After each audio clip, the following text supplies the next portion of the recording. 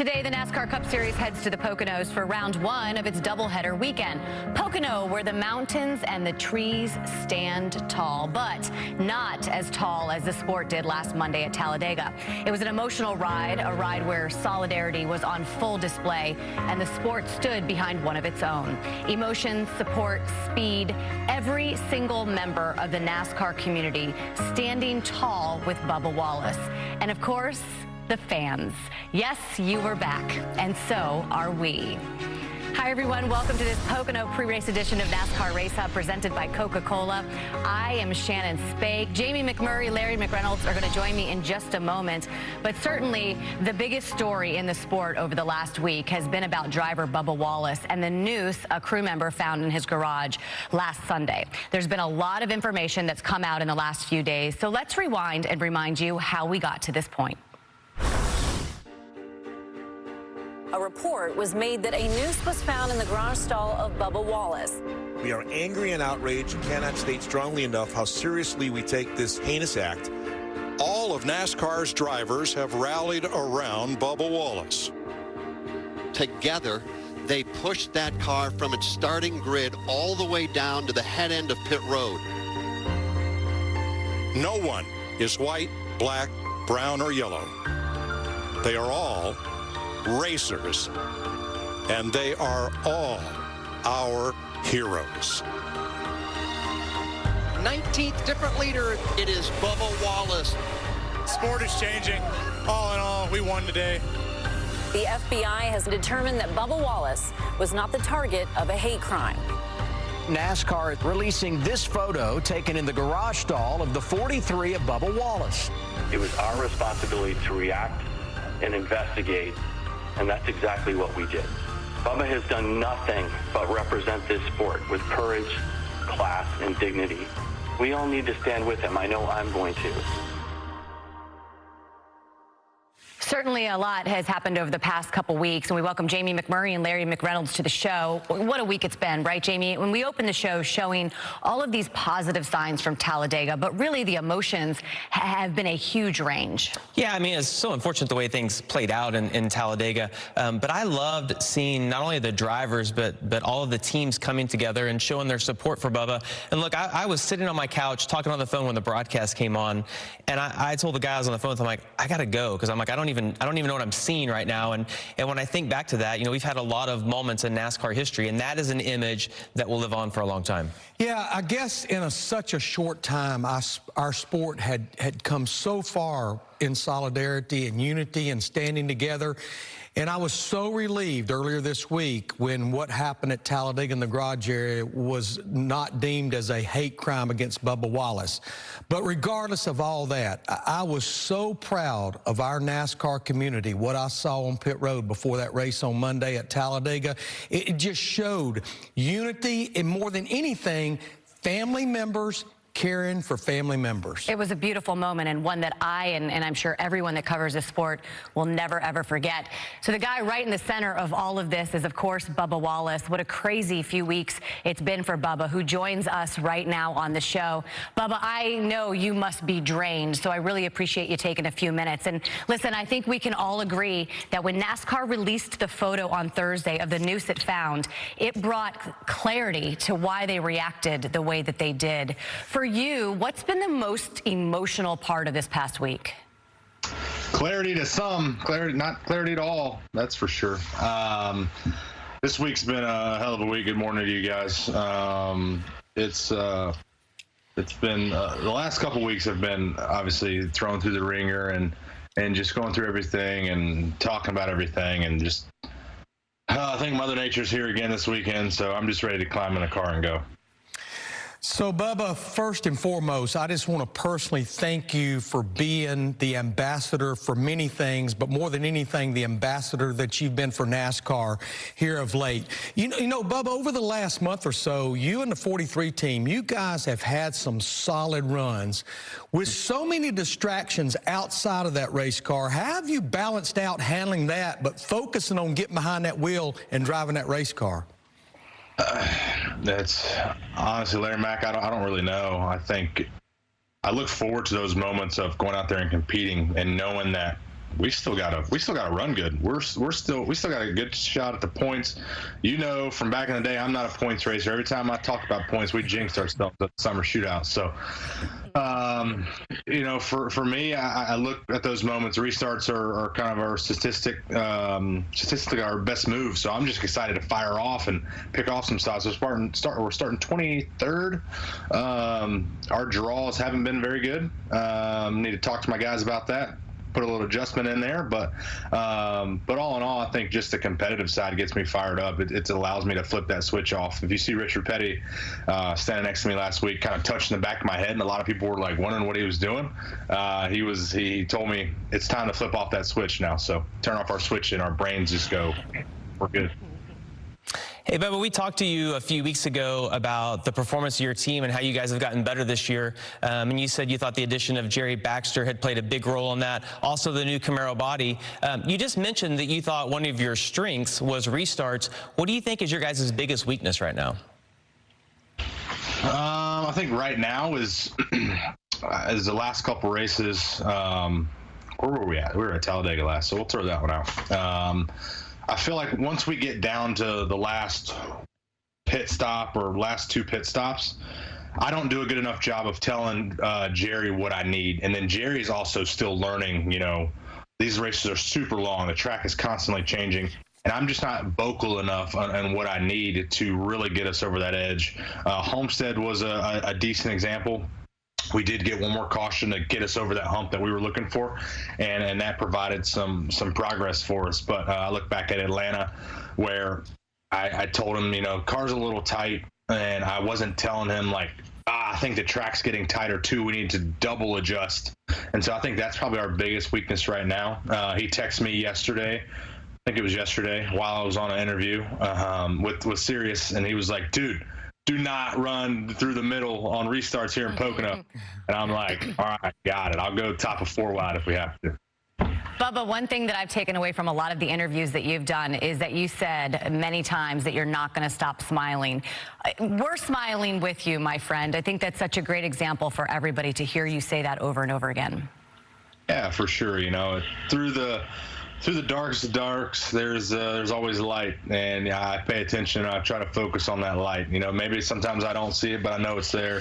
I have faith, and you keep trusting the process and just dig and claw for everything you got. So we'll keep going. We'll get through the next couple days of interviews and racing and stuff, and go through the whole webs and flows and whatever it is, and we'll always still be smiling. So we'll be good.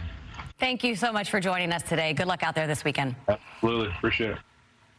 We've got much more on this pre-race NASCAR Race Hub. The Pocono doubleheader weekend is officially here. Race today, race tomorrow. We'll tell you what to expect from the racetrack coming up next. Plus later, Ryan Blaney's going to stop by to talk about that amazing Talladega finish and returning to the track where he earned his first career win. Stick around. Daytona and Vega, ooh, I wanna take ya. Las Vegas, Montana, Dover and Atlanta, Pocono, the 2-0, Blaney, right we go. We'll race ya up in the mountains.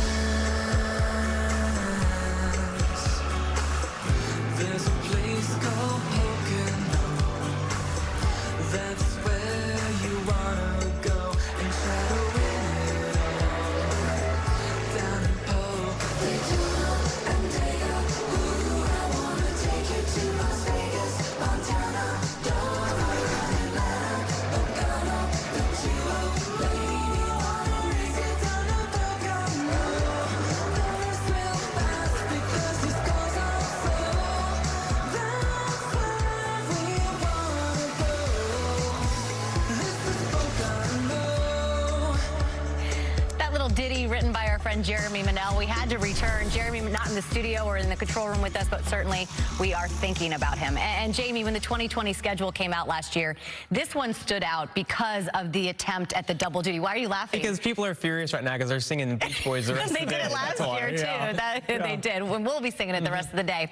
The double, right? In this track, it only adds to the challenge that we're going to experience this weekend. Yeah, absolutely. But I like the fact that we've got a little bit shorter races. They're going to invert convert the top 20 from today's finish to tomorrow's finish. And I think most importantly, we've heard guys talk about lack of practice. Well, today they're going to get to work on their car and then make some changes for tomorrow. No place in the world like Pocono. Why? They do not call it the tricky triangle for nothing. I mean, it has 3 straightaways, not 2. It has 3 corners, not 4. And it's just one big old triangle. That front straightaway is over 3,700 feet long. You go down into turn 1, it's 14 degrees. Down the Long Pond stretch, the tunnel turn, 8 degrees. And then turn 3 just goes forever, only 6 degrees of banking. But to me, getting through that corner is key. It dictates the speed all the way back down that long front straightaway. Did you have a favorite turn at Pocono? My favorite turn was when you went down the tunnel and then went to the airport. I never liked going to Pocono. A lot of people feel that way. There's one team who's dominated at this track in the last 5 races. Joe Gibbs Racing, check it out. Kyle Busch has 3 wins. Denny Hamlin and Martin Truex Jr. both have 1 apiece. But since his most recent win at Pocono last year, wins have been tough to come by for Kyle Busch. With the exception of the season finale at Homestead, Kyle Busch is winless while his teammates have had success. 7 wins for Denny Hamlin, 5 for Truex Jr., 1 for Jones. Busch, however, has had 7 runner-up finishes, but also 3 DNFs. Okay, when you look at this 18 team, Jamie, what's going on? Well, it's interesting. We've heard people, some like no practice, some want practice. But as I listen to Kyle Busch, and you're laughing again, and Adam Stevens talk, it's just a lot of practice, right? Allen Iverson, I get it now. But it seems to have affected them a little bit more. When I think about Kyle Busch, we know he's a great race car driver, but clearly one of his best gifts is the fact that he can work on his car in practice and get it better for what he needs in the race and communicating with Adam Stevens. Well, if he wants practice for tomorrow's race, he has 325 miles of practice today. He's going to get all the practice he needs. But to me, the Kyle Busch 18 story is one of the more interesting ones after 13 races. Here's the guy that won at Homestead, hoisted the championship trophy, and he's winless after 13 races. When he won the June Pocono race a year ago, it was win number 4 in 2019. But considering he's won 3 of the last 5 Pocono races, I think this is going to be a big measuring stick. I think we'll all be watching what kind of performance he has this weekend. Someone needs to get us a count on how many times we said practice. We might have AI beat. Kyle Busch starts 4th today. What about the guy starting on the front row? That would be last week's winner, Ryan Blaney. Is he carrying momentum from that Talladega win? We're going to find out as he joins us coming up next.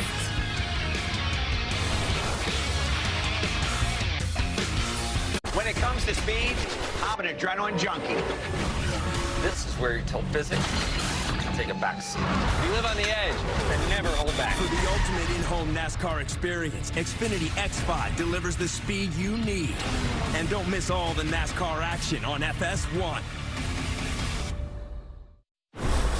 Welcome back to NASCAR Race Hub, presented by Coca-Cola. Hey, you know the phrase, what a finish, is common at the end of every Talladega race, and last Monday, it absolutely was just that. Wrecking, but up front, they're racing for the win, and Blaney is the leader. Off turn 4, 3 wide. Back to the top, back to the top, back to the top. Not over yet. Here comes Eric Jones. Final run to the checkered flag, wheel to wheel. Crash into the wall. Oh, my goodness. Awesome job, dude. What a wild finish. Awesome, wild, all the same. And a look at our Xfinity fastest lap. Blaney's win by 7 1/1000ths of a second was the 6th closest margin of victory in NASCAR since 2001. Blaney on this list twice because last October, well, it was a pretty close one as well. We now welcome in our most recent winner, Ryan Blaney, to the show. Ryan, thanks for taking a few minutes this morning to chat. And listen, we all know that you're not an overly emotional guy, right? We don't expect you to get out of that car, jump up and down, and cry after a victory. But how do you think the weight of the day at Talladega, all of the emotions, how do you think that affected you when you climbed from the car after you won? It was just, first of all, thank you, and thanks for having me. I just thought, like you said best, I've never really been an overly emotional person, and but it was exciting to win, in the fashion that we did. But, yeah, there was a lot of things going through your head, from what happened the previous couple days, and, there's just a lot going through your head at the time. So, but I was really, really thankful of the win, thankful for everyone who helped out. This whole 12 group's been working really hard all year, and we've been so close the last month and a half. And then to have a moment with Darrell after the race like that was a lot of fun too. So just really excited, to get Menards back in victory lane. That was obviously a big day for us, and hopefully everyone enjoyed watching it. It's nice to come out on the good end of those things like we did last year. Hey, Ryan, as I watched the race on Sunday, I thought you were too far out in the lead off turn 4, and I didn't think you had a shot to win, but we saw you block from the bottom all the way to the top, probably the most aggressive blocking we've seen in a long time. As that restart approached, or maybe that last lap off of turn 4, did any of that cross your mind? Well, you know, to go with what you first said, yeah, when I looked in my mirror off of 4, I was like, oh, I'm way too far ahead, but there was nothing I could do about it. You know, you just take the runs you're given, and the lanes kind of fell apart behind me, and then they formed back up really quick. And that's just product of this package in the speedway racing. You have to be super aggressive, and that's kind of the approach I've taken personally as a driver the last, you know, handful of them speedway races, is to be the aggressor. Now you can get too aggressive and you can cause wrecks, you know, early in the race and things like that. But I think if you're smart about it, and when it comes down to the end of that race, I think anybody will tell you, you got to do what it takes to win. And like you said, we were just blocking the best we could.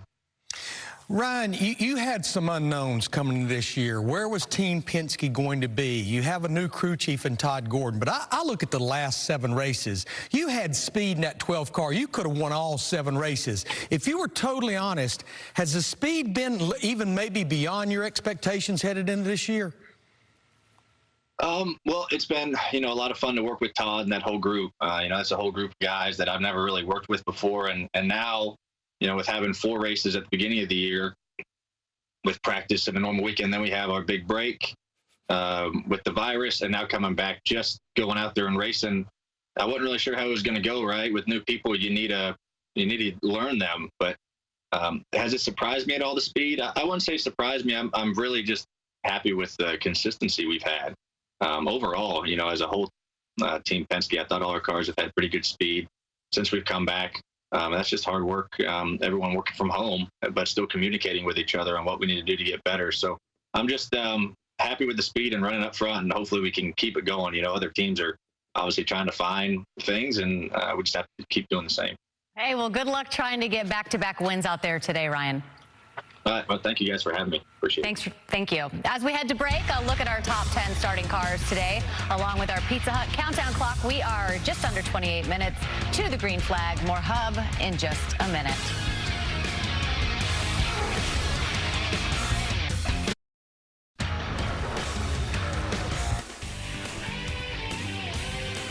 Welcome back to Race Hub. It's been a damp morning in Long Pond, Pennsylvania, where NASCAR hopes to do something that has never happened. Run their premier series twice in 2 days consecutively at the same racetrack. This should be really interesting. Hi, everybody. Mike Joy with Jeff Gordon. Jeff, would your plan be to go out and get all you can get and win race 1, or use that as a means to be set up to win race 2? Well, Mike, I just love this. You know, we've seen so many different things being thrown at us since we've gone back racing, and this is going to be another one, a doubleheader at Pocono. It means a very short race, you know, to get yourself ready for day 2, and that's short race also. So, you know, obviously you want to unload and you want to hit that track and be perfect, but it's going to be very difficult. So I think many of these teams are going to use this somewhat of a test session to really get geared up for race 2, make the most of both days, and I think a unique racetrack means for a unique schedule for the weekend. That's great. And you have to use the same car both days, so this should be really interesting. And we'll be right here to bring it to you. Thank you so much, Mike. So here's a look at our Fox Bet Super 6 drivers for Pocono. Fans, you have the chance to win money during today's race. Just download the Fox Bet Super 6 app to play for free. Correctly pick how these 6 drivers are going to finish the race, and you could win the grand prize, which is now up to $110,000. Lots of money. All right, time now to hit the gas, pump the brakes. First one, Mr. Larry. Joe Gibbs Racing, as we mentioned earlier in the show, have won the last 5 races at Pocono. Joe Gibbs Racing, a driver from their camp, wins today. I will tell you, misspoke to pump the brakes. Not because of the past Pocono numbers, because of what I'm seeing this year. I know Hamlin's won 3 races, Truex won Martinsville. I still have a big question mark about the Toyota camp. Big question mark. What about you?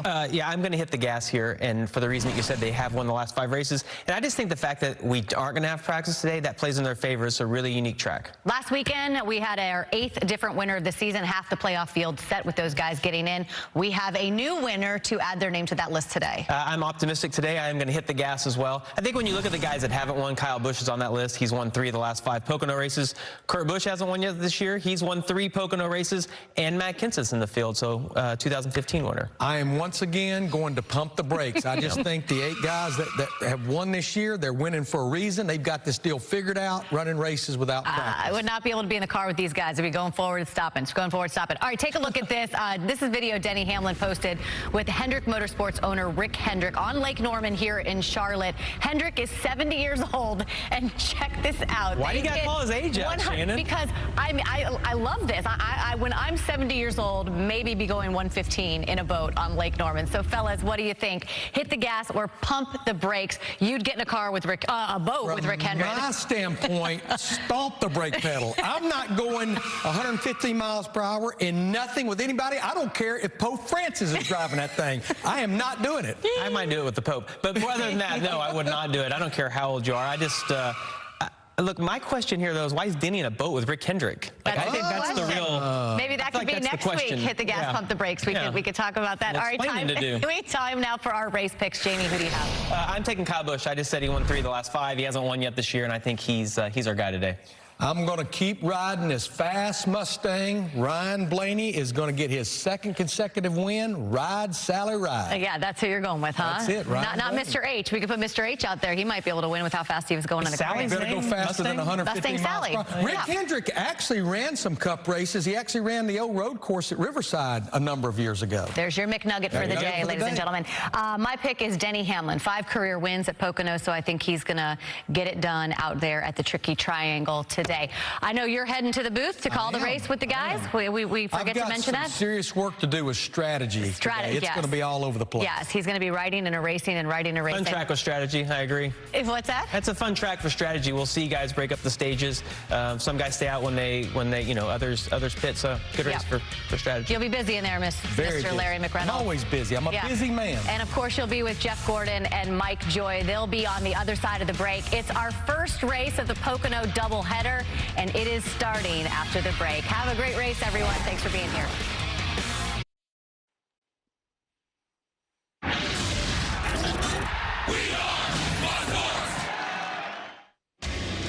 The NASCAR Cup Series is heating up. And what better venue to go racing than the one and only Pocono? It takes a lot of talent to try to manage all 3 of these corners. Defending Cup champion Kyle Busch has had quite the success here over the years. Kyle Busch celebrates in Pocono. But this season hasn't gone quite to plan for the one they call Rowdy. I can't believe he hasn't won yet this year. Will he collect his first win of the season and get back on track? Or will it be one of the sport's other familiar faces that steps up and solves the infamous Tricky Triangle? Survivor. Strap in, buckle up. NASCAR at Pocono is next on Fox. Welcome to the Pocono Mountains of Pennsylvania, where today NASCAR is going to try something this weekend that has never been done in its history. Run on consecutive days, races in its premier series at the very same racetrack. The rules are a little different. The format certainly is. And we can't wait to bring this to you. 325 miles of racing, followed by 350 tomorrow. But before we do, let's take a look back at what has been a very emotional week in NASCAR since the announcement Sunday that a garage door pull had been fastened into a noose hanging in the garage stall of the Premier Series lone black driver, Bubba Wallace. There is a look at it provided by NASCAR later this week after the investigation was completed, and everyone was relieved to find that this was not aimed at Bubba. But when these garages were built and used for the first time last October, that same garage stall had pictures and video of that same noose. Yes, it had been there since October. The garages weren't used since. But what it led to was an incredible display of unity as NASCAR closed ranks around Bubba in a very emotional pre-race. It certainly was emotional, Mike. One of the most powerful moments that I can ever remember in the history of NASCAR. You know, drivers and teams, with the information that they had at the time, one of their fellow drivers was being targeted, and they showed their support. I think the moves and decision-making that NASCAR teams and drivers are making right now in NASCAR are a clear sign that we want this sport to be all-inclusive and welcoming. What we saw Monday is a moment that is going to resonate within this sport and without for a long time. All across media, pundits that don't know Rusty Wallace from Bubba Watson, or Bubba Pollard have all weighed in as they try to settle on the answers to two questions. First, was this a Jussie Smollett-style grab for attention? Absolutely not. No.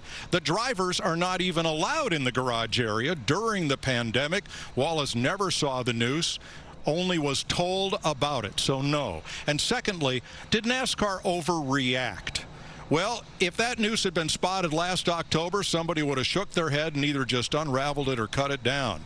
But in this time of heightened racial tension, with the recent ban of the Confederate battle flag at NASCAR tracks, with demonstrators outside Talladega on Speedway Boulevard with Confederate flags and one flying in a banner tow overhead, I'd say no, they did not overreact. They took appropriate action, Jeff, because they felt one of their drivers was threatened.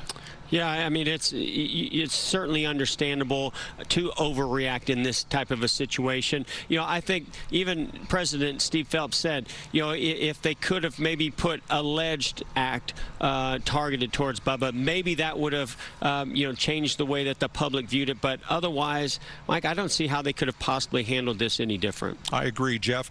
Let's not remember the threat. Let's remember that incredible display of unity that we saw Monday during the pre-race.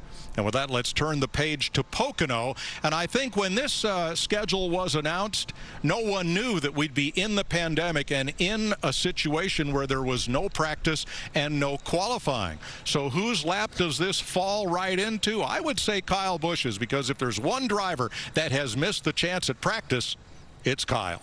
Yeah, but he's got to start this race off and with no practice, and it's a short race. So, you know, that forces teams to really be prepared when that green flag falls and those cars hit turn one. You just don't have many opportunities. And let's remember, Pocono is a track position track, and that means strategy is everything to keep your car as high up in the order as possible. Not about, can we put 4 tires on to have a faster car to come up through traffic? You know, no, it's about fuel mileage. It's about 2 tires, maybe no tires at all. And so I think that only makes it tougher if you miss the setup to roll off and take this green. So if we talk about Kyle Busch, that seems to be a little bit of what's been hindering Kyle. Kyle loves to get practice, work with his team, his engineers, and dial that car in for the race. So tomorrow when we race, they're going to have that at number 18 dialed in. But today, we're going to wait and see. I do think that Kyle Busch loves this track and has a great track record, so he should be good today also. Well, at the Homestead weekend, we got some of Kyle's thoughts about this new type of racing format and what it means for his team. You know, I think they enjoy it the way it is right now, with obviously some guys coming in and hitting it and some guys coming in and missing it. Most notably, if you have your big name guys missing it, such as ourselves with the 18 car, then it's a bigger story, and it's a bit more interesting to watch and to see if we can overcome and come back from our deficits that we keep putting ourselves in so early in these races. As far as myself and the 18, if I were to say what we wanted, it's funny, if I say it, we'll never get it, so I shouldn't say it, but you know, we would prefer to have a practice, whether it's 30 minutes, 50 minutes, 60 minutes, whatever it is, but just one set of tires to just be able to go out there, get a baseline, run some laps, check our heights, you know, and make sure our cambers and stuff are all set and good, because so far that's where we've been missing it the most, I feel like, is we've come to some of these racetracks over cambered on the right front, and we're really making the right front tire mad. And, you know, one set of tires, one practice would certainly bode well for us. Thoughts of Kyle Busch. So since we resumed racing after a 10-week layoff, look at the wholesale changes that have happened in the playoff standings, with Tyler Reddick right now holding the bubble spot. A lot of big ups and big downs. It has rained most of the morning in Pocono, and much of the track is dry. That's not wetness to the left. That is the traction compound. They are still working on a few weepers, however.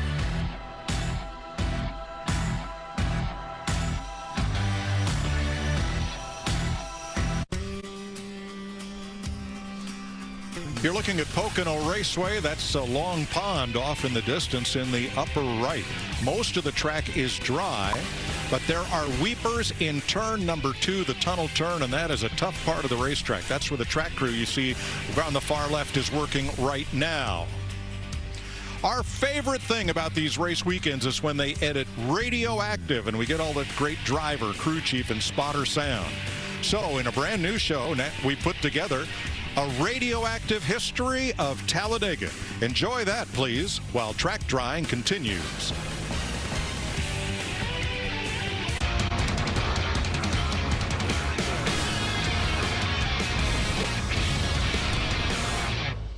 Hey everybody, welcome into NASCAR Race, a very special edition we have for you today. Today we're looking back at some of the best radioactive editions from the home of the big one. And of course we are talking about Talladega. The 2.5-mile super speedway has been home to major crashes, incredible finishes, and some very angry drivers over the years. We start this journey though with the spring trip from 2019. The fans down in Alabama had seen Dale Earnhardt Jr. retire, and they were looking for a new driver to get them on their feet from the front of the field. So what they found was the new driver of the 24 putting on a show from the front. Here's Radioactive from Talladega. 3, 2, 1, now. Ladies and gentlemen, please rise. You got to be willing to play well with others. We'll fight all day and hopefully end up on the right side of it. Appreciate all y'all's hard work, man. Let's go get it today. Thank y'all. Long race, boys. Nice and smooth. Tyler, you ready? Yes, sir. Ready to rock and roll. Drivers, start your engine!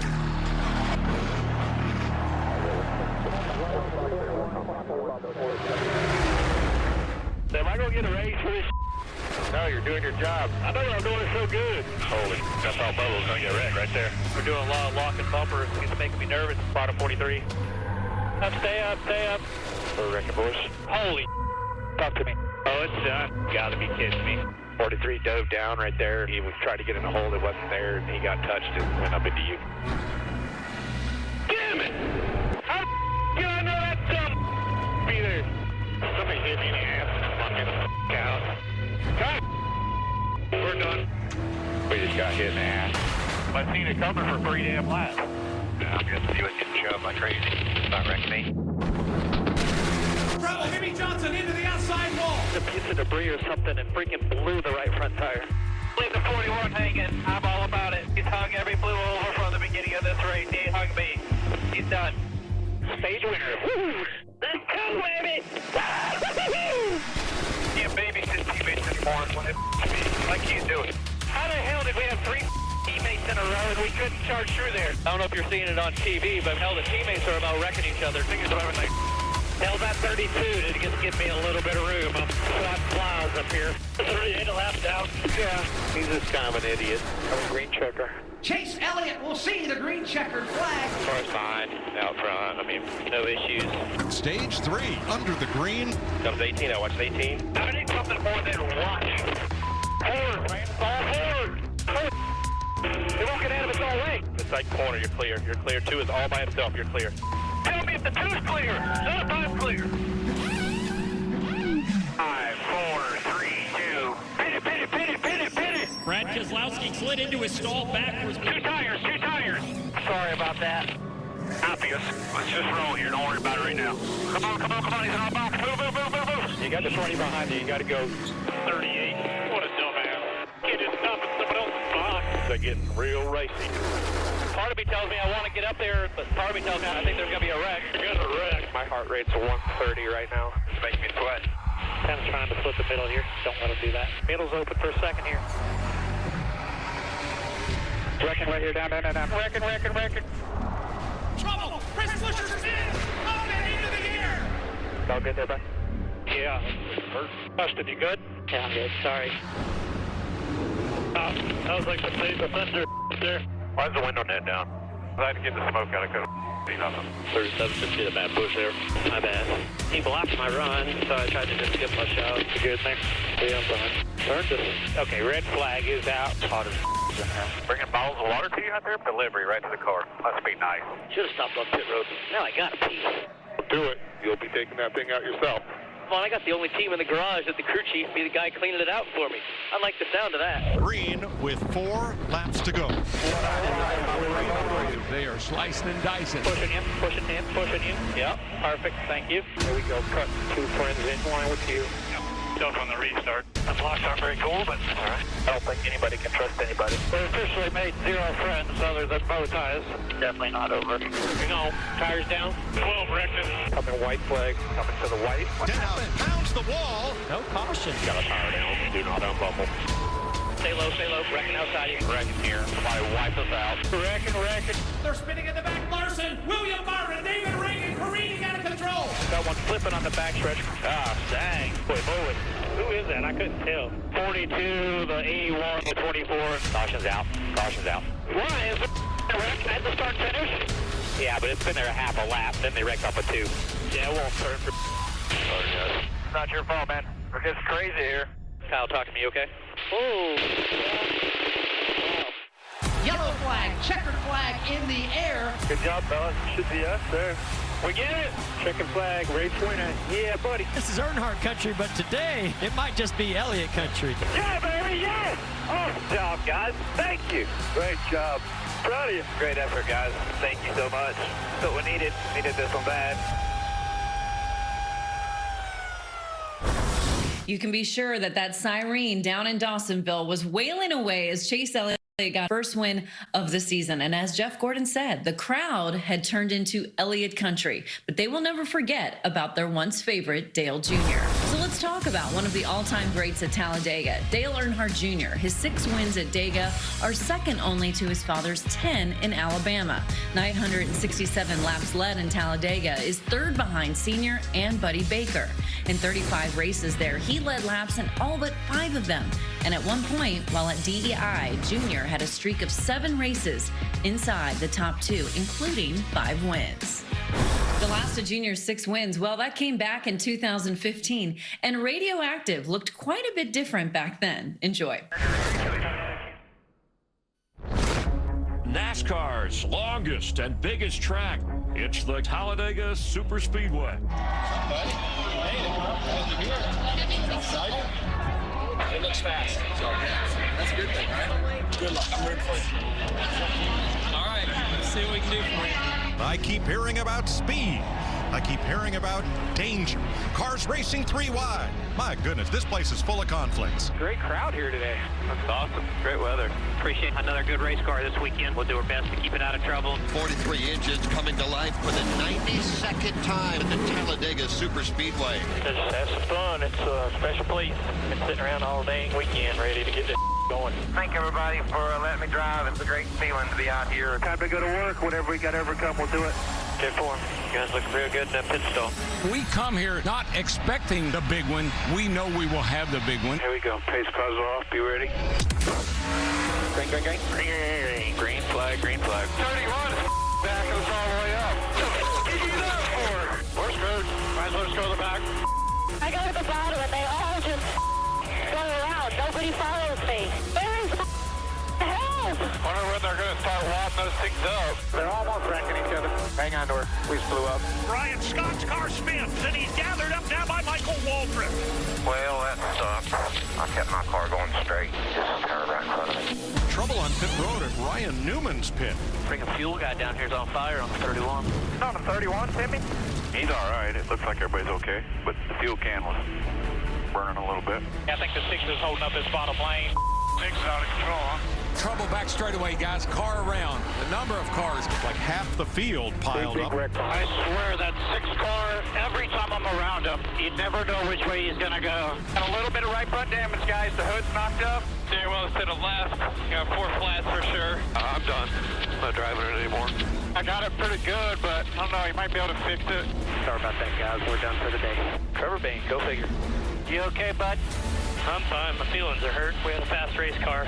Red flag off of turn 4 on the flat. So I've had this little vibration start creeping in. Vibration's back. It hadn't been there the whole race. Having fun yet? No, I mean, the vibration's like hard to drive. I'm confident every lap. And we've got the racetrack patched up and back in good shape. Green flag, clear out the front. Well, I think our crowd will let us know who's up there battling for the lead. We've now led laps 28 to 31 Talladega straight. I don't know if it's right or not, but it sounds real good. The right front of Austin Dillon's car in flames. Motor just blew up. Now we've got drivers on pit road. Caution is out. Eddie, I felt like I slid out of those tires coming in there, bud. I think we got a speeding penalty. I was going to say, I mean, I didn't make it. I was locking the tires up the whole way in there. Pretty sure we did too. How's the car, Dale? Just a little edgy, but you held it, I think.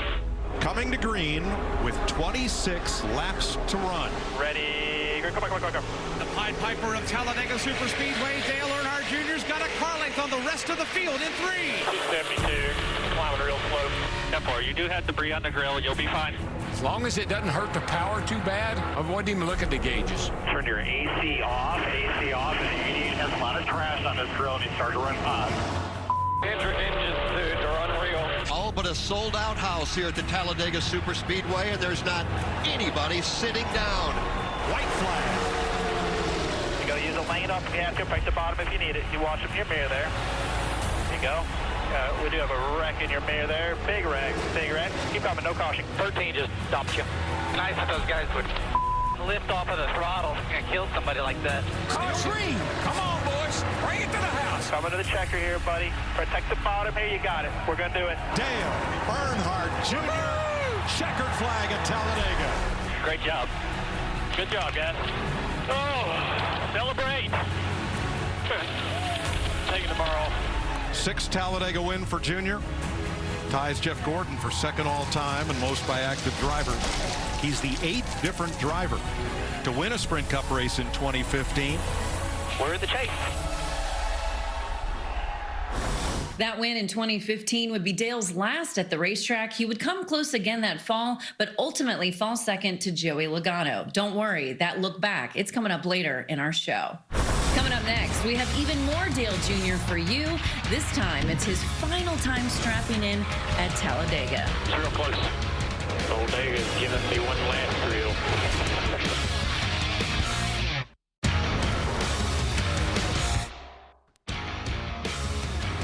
Welcome back to NASCAR Race Hub, this special edition of the Hub, looking back at the all-time best editions of Radioactive from the Alabama Superspeedway. And this gem comes from 2017 when Dale Earnhardt Jr. made one last run at his best racetrack.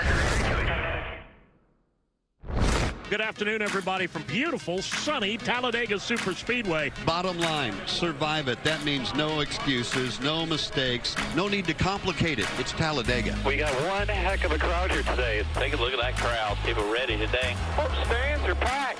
They should get a free Dale Jr. autograph, too. Dale, man, it's going to be fun to watch. We got the in-car camera, ready to enjoy. Green flag is out at Talladega Superspeedway. Right here. Still outside. Still 3 middle. 78. You're not 131. You're on the bottom. Good man, if you can pass, get up there and pass. Nobody else. Sticking to the plan. Teddy's going to let you in right here. Keep coming, keep coming. Trouble off of turn 4. One car gets spin. That was the absolute stupidest thing he's ever done. Holy jeez, what an idiot. I saw it happen and holy cow, I barely made it. Oh my God, that would have hurt. Man, intensity picked up quick. Get with our guys here or something, because there's a lot of Fords up here. Bunch of Fords up here, isn't it? Yes. 22, 2, 14, 17, 21, 4, 41, 10. That's money. Let's see how well we all work together, right? Green flag flying again at Talladega Superspeedway. Promenard's in the wall. Contact with Promenard up against the outside wall. Man, oh man, these guys want these points. Yeah, buddy. They will have one lap to complete stage number 1. It's going to be on here.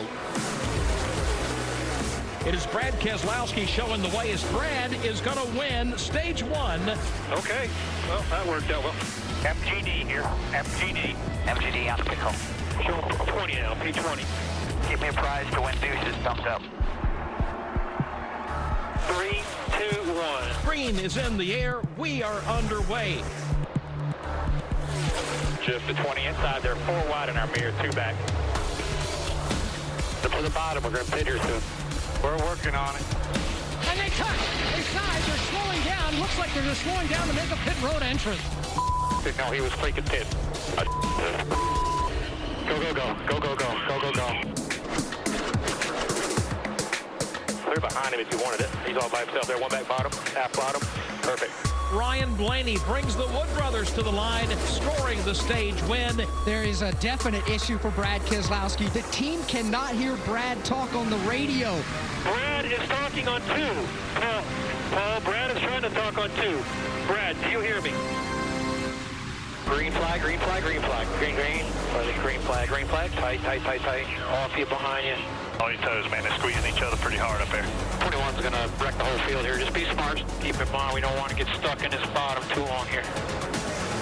Watch the sticks. Check it up, check it up, check it up. Go low, low, low, low, low, low, low. Clear. Caution's out, caution's out. Pounded that 19 in the back. I don't know what the splitter looks like. Trouble behind them. Couple of cars spinning down onto the apron. There's a big wreck behind you. How in the did we end up in the back? Stupid. We tore up a lot of other out there too, but I ain't taking this. Oh, these guys don't want to hear it either. Let's work on this. Got a word all year. I ain't taking it either. Don't put your head under there.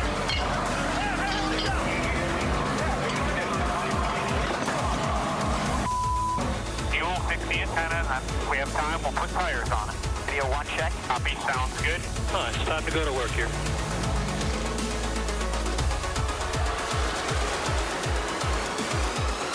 And here's the big one. The pack is flying apart. Yeah. What no boys now? Here I come. I'm not done wrecking yet. I'm alive. Complete total junk, Tony. Oh yeah, toast. Jimmy, okay, bud? Yeah, that hurt. That's flat-sided right to the heart. 38 car? Why is he even up there, man? Seriously? Clear. Oh, you hit the wall, hit the wall. Talk to us when you can. I'm alive. Car's destroyed. We're doing everything right. Everything was right.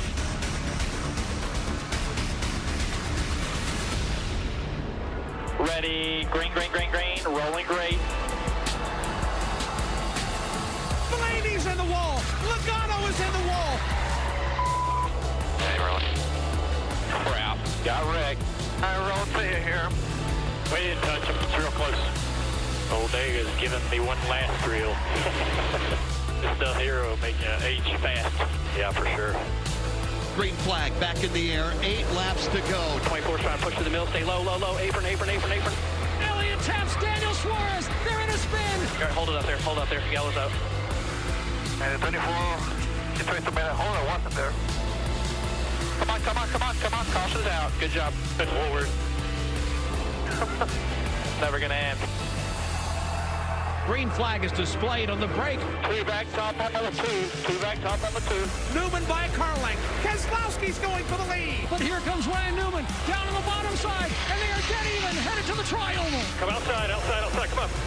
Here you go. Come up. For the 5th time in his career, Brad Keselowski has won at the Talladega Superspeedway. You just won the race. Oh, I can't believe I saved that. Oh, God, that takes a lot of stress off for next week.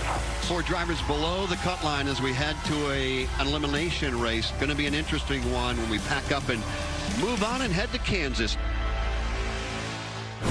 I think it's safe to say that at a race with that many torn up race cars and that many angry drivers, the only one smiling was the man in victory lane. And for Brad Keselowski, the 5th win there was certainly a cause for celebration. Coming up next, a first win there. Ricky Stenhouse Jr. finds victory lane in Talladega, but not without a little drama first. Was that my bad? No, that wasn't your bad. He just shoved you so hard he got you twisted up.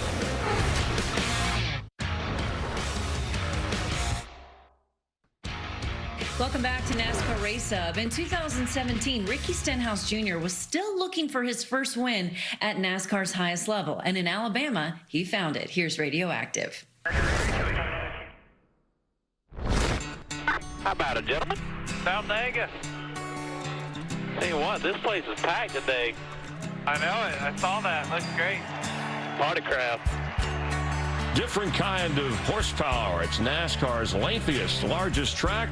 Describe Talladega as crazy, fast, and risky. Everybody just stay nice, calm, and focused today. People at home, sit back, relax, enjoy the race. It's going to be a good one. All right, now let's go to work. 188 laps. A lot of forwards up here, brother. A lot of dancing partners. Coach Valdez will put this third forward in victory lane. Coming to the green, that means the control car. Green flag.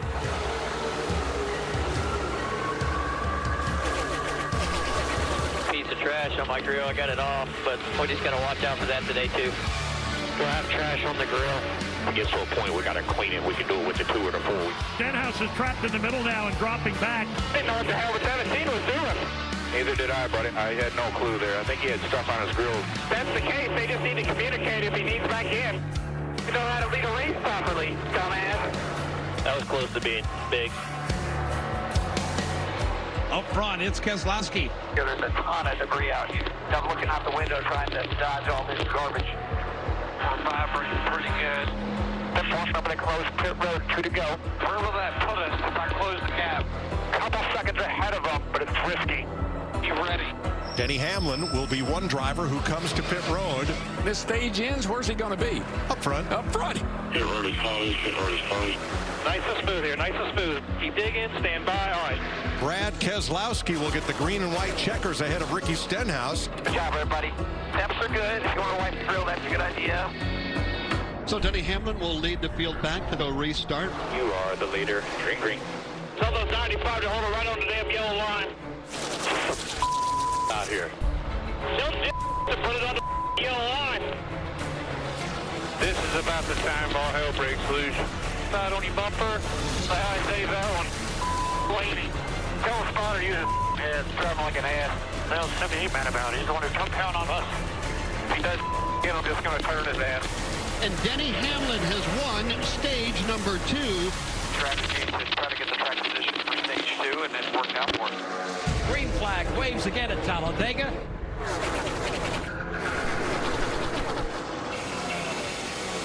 Stay on that beamer hard now. All the thing is clear. 47 still bumping him. Shoving Elliott on that bottom lane. Oh my God, he just spun us.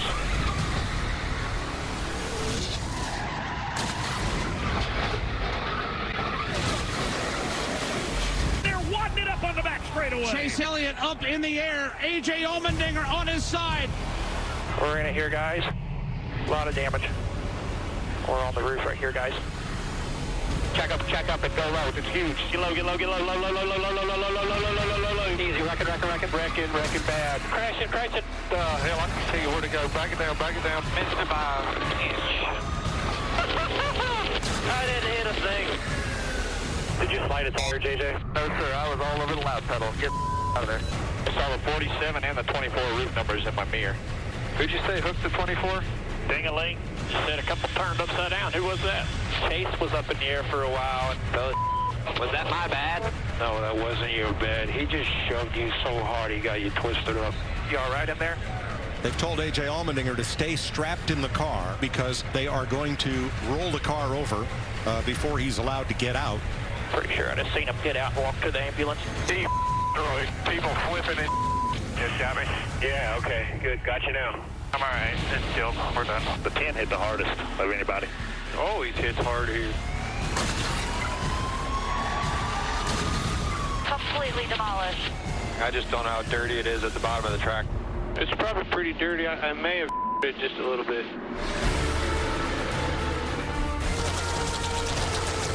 Come on, keep coming. Clear low. Yellow will come out eventually. Newman gets turned. He'll spin to the bottom of the racetrack. Ryan Newman has brought out the caution with 3 to go. I did not turn him. I got scored by the 14. Whoa, man, look how close that was. Closer than I thought. Yeah, I figured why not. He probably was going to amount to nothing. You all right, bud? Yeah. Save your fuel while you can here. We're in good shape, but keep saving. Don't know how many of these we'll get. All right, becoming green. Green, white, checkered. Start's going to be all you. Be aggressive. Green flag is out and everybody on their feet. Keep me pushing to 17. Inside 17.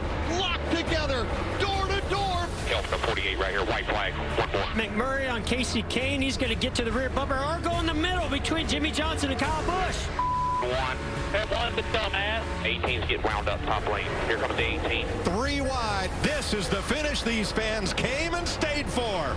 No help now. Just you into one. Stay middle. Push coming middle. Checker flag here. Come on. Keep coming. Protect top. Some of the checkers here.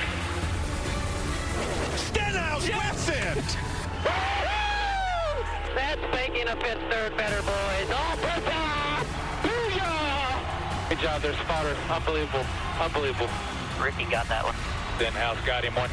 Seen one, didn't he? Yeah, he made a move and then beat him by 5 car lengths. Ricky Stenhouse taking home his first checkered flag in the Cup Series. He is the 11th first-time winner at Talladega Superspeedway.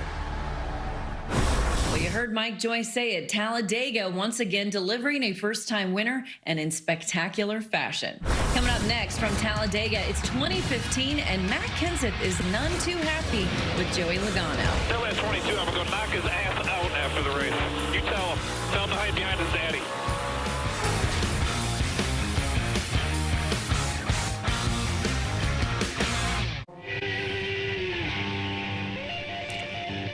Fox Sports welcomes you back to Pocono, where under heavy cloudy skies, the track is all but dry and we are ready to go racing. Drivers have been called to their cars.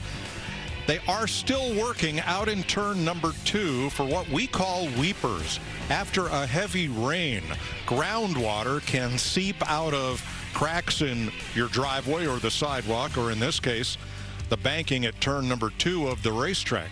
So the track crews have been out there and working hard, trying to dry that area with vacuums, blowers, and even some huge saws cutting grooves in the asphalt to aid in the drainage. Most of that work has been completed, and we anticipated cars firing up and rolling off pit road here shortly for the first of 2 events, one today, one tomorrow, in a very unique season doubleheader that was planned from the start. Mike Joy with Hall of Famer Jeff Gordon, and a lot to anticipate here.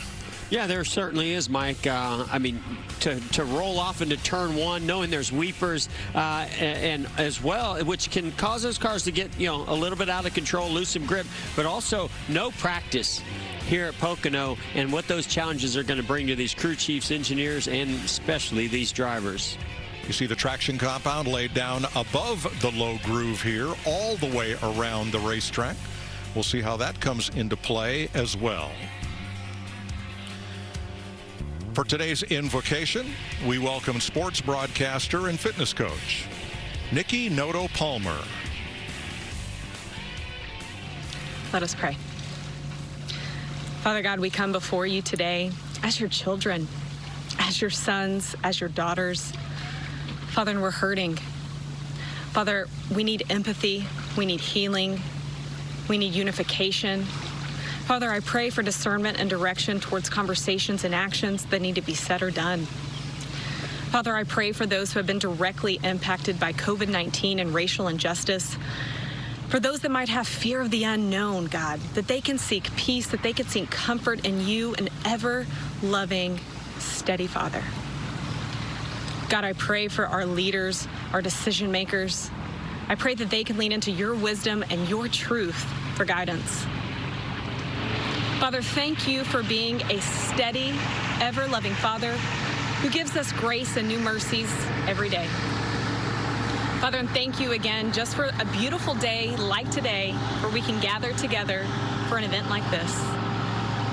I pray all these things in your Son, Jesus' name. Amen. Pocono Organics, Farm Aid, and the Rodale Institute welcome 11-time Grammy-nominated singer-songwriter Jamie Johnson with our national anthem. Oh, say, can you see by the dawn's early light what so proudly we hailed at the twilight's last gleaming, whose broad stripes and bright stars through the perilous fight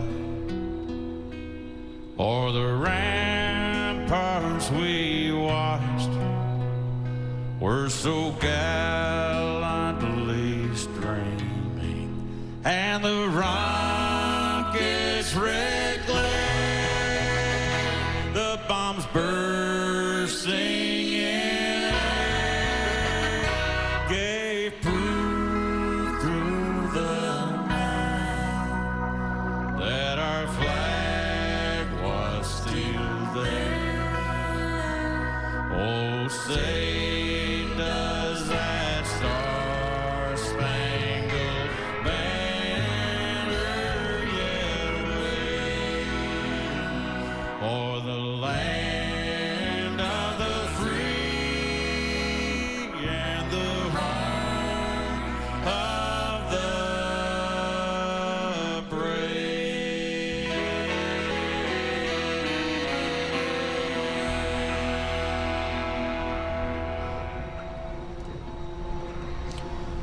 NASCAR's best are ready to race in the Pocono Mountains of Pennsylvania. The Tricky Triangle awaits them next on Fox.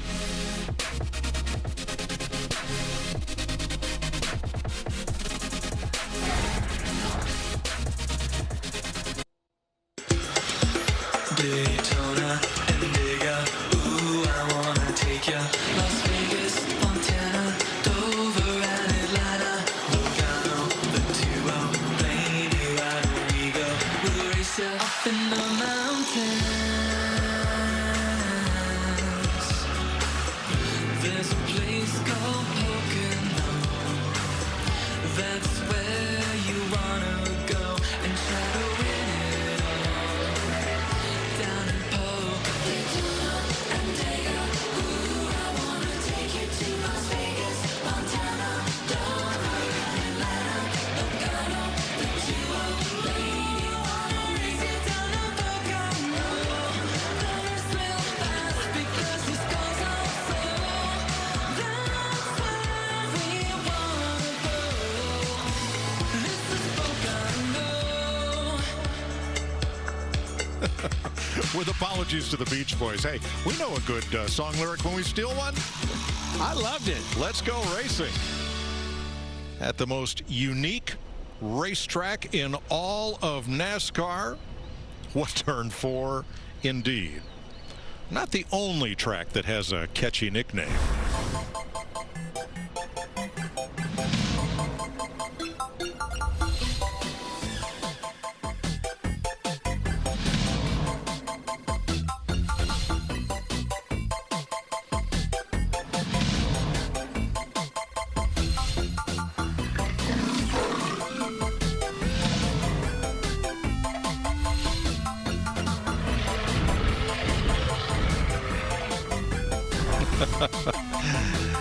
They used to call this place the Tri-Cornered Hat, but now its mascot is Tricky the Fox.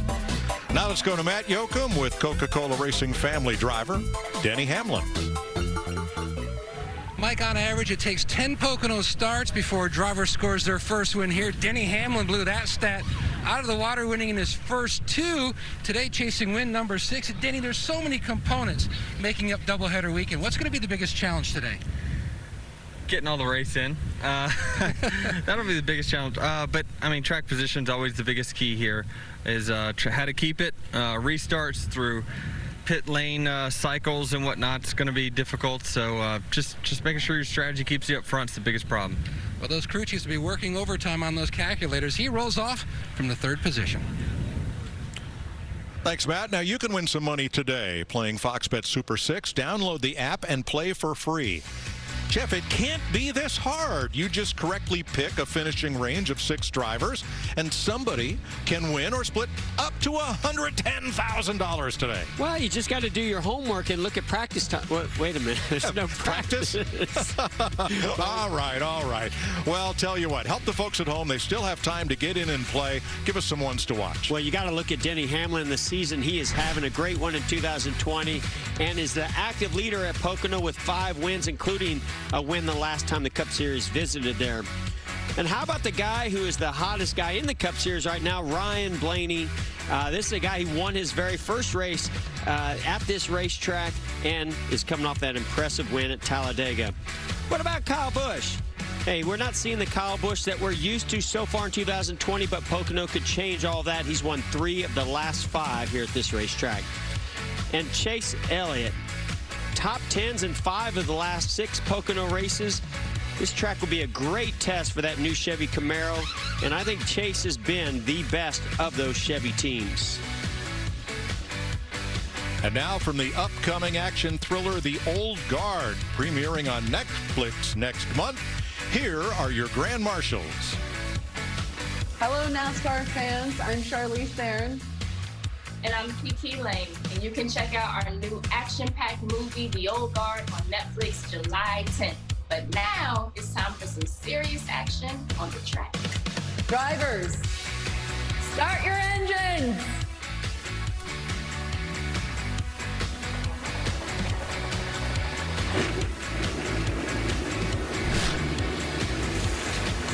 Fired them up to get ready to race around this 2.5-mile triangle.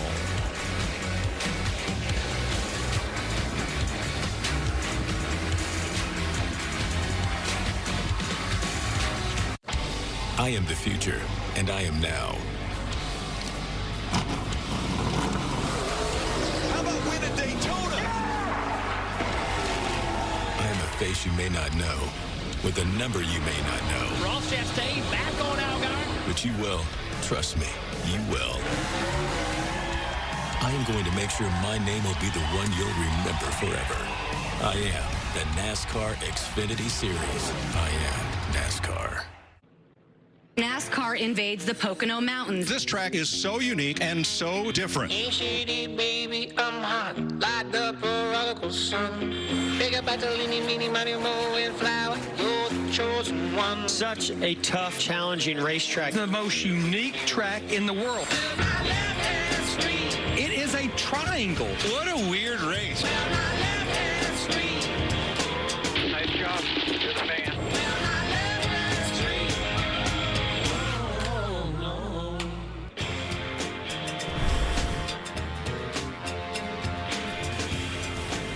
From Pocono Raceway, Pennsylvania. 3 different length straightaways, 3 different radius corners, 3 different banked turns. One big puzzlement for 40 drivers to figure out today. We're going to be dodging the rain, no doubt about it today. There's one little streak of blue sky up there and a little more off to the west and the north. 66 degrees. And your starting lineup, again, the top 12 in owner points, Drew and Eric Almirola, who just jumped into the top 12 with that third place backwards finish at Talladega, drew the pole. So he and Ryan Blaney will start this race up front. What do you say we dial up the guy that has the second best average finish here at Pocono among active drivers? Let's dial up William Byron. Hey, William, this is Jeff and Mike in the Fox Sports Studios. You got us? Yeah, 10-4, Jeff. Gotcha. Well, track is dry, and we're going to go racing here, and we're going to go racing at a track that you love. You've got a great, great stats here. What are you and Chad Knaus, your crew chief, thinking about of how you get from that 16th starting position up through the field here today? Yeah, I think obviously we're kind of in a little bit of an advantage on our lane choice for this initial start, so that'll play a little role. Really just got to get settled in and be efficient with passes, and a lot of strategy here too. So a lot of chances to get up there and know we got a fast car. So look forward to it. Love this place. Well, it's a nice home race for your sponsor there, Exalta, and we're looking forward to you guys getting the green, going down into turn 1, 3, 4, 5 wide. Have fun. Thank you. Yeah, man. Appreciate it. Well, with the uniqueness of this racetrack, let's go to our unique crew chief, Larry McReynolds. Well, Mike, I think it's been said several times, aside from a road course, this is the most unique racetrack that we go to. And it's one of those tracks where it takes every element of the race team, the race car, and the driver if you want to get to victory lane. And you talked about it also. There's not 4 corners. There's 3. Let's actually take a look at these 3 corners of this triangle racetrack. turn 1, it's more than a 90-degree turn. 14 degrees of banking onto the back straightaway. Down in the tunnel turn, 8 degrees of banking, and that carries you up to turn 3. It's flat. It goes forever. Only 6 degrees of banking. Important to get down that straightaway of 3,740 feet. Now, let's take a look at our race analysis. We're going to go 130 laps, 325 miles. The stages are 25, 52, and 53. Pit road speed, 55 miles per hour. Pay close attention. You'll keep hearing strategy. Fuel window, 40 to 44 laps. And, Mike, I'm not sure anybody's going to hit pit road, but a competition caution at lap 12. Okay, Larry. Let's get some last-minute stories from Matt Yoakum. Now, Mike, Joey Logano has 2 wins on the year, but that was back in Chapter 1. Since the season's restart here in Chapter 2, his best finish is 4th. He hasn't had the stats to show it, but he's had speed in the car. In fact, he's almost led 400 laps. Joey told me the biggest concern today, that traction compound that we've been talking about, he would have loved to have seen the truck race go off earlier today just to see how impactful. But he's cautiously optimistic. I think this is going to be a good day for the Double Deuce. Yeah, due to the rain, Matt, the truck race was postponed to tomorrow morning on FS1. Check your local listings. Yeah, Mike, I'm not sure how I was feeling about that competition caution, but that is a good point. You know, I kind of felt like, hey, this is a pretty durable tire here, and maybe we didn't need to see that here. It's been put, you know, in there on every one of these races when it's the first race of the weekend, but especially since they did not run that truck race and lay rubber down onto this racetrack. Now, this being a doubleheader weekend, tomorrow's race, they will not come down pit road to check pit road speed, and they will not have a competition caution tomorrow as you cycle through our onboard cameras. So drivers starting to head down pit road to check their pit road speed. Don't get the opportunity to do that when you show up at the racetrack and hop into the car here with no practice, no time, really not seeing this car or track at all until today. Let's have a look at today's Ford Performance Track Facts. The last 2 wins for a Ford, Chris Buescher in 2016 and Ryan Blaney got his first career win here 2017, as it was for Buescher.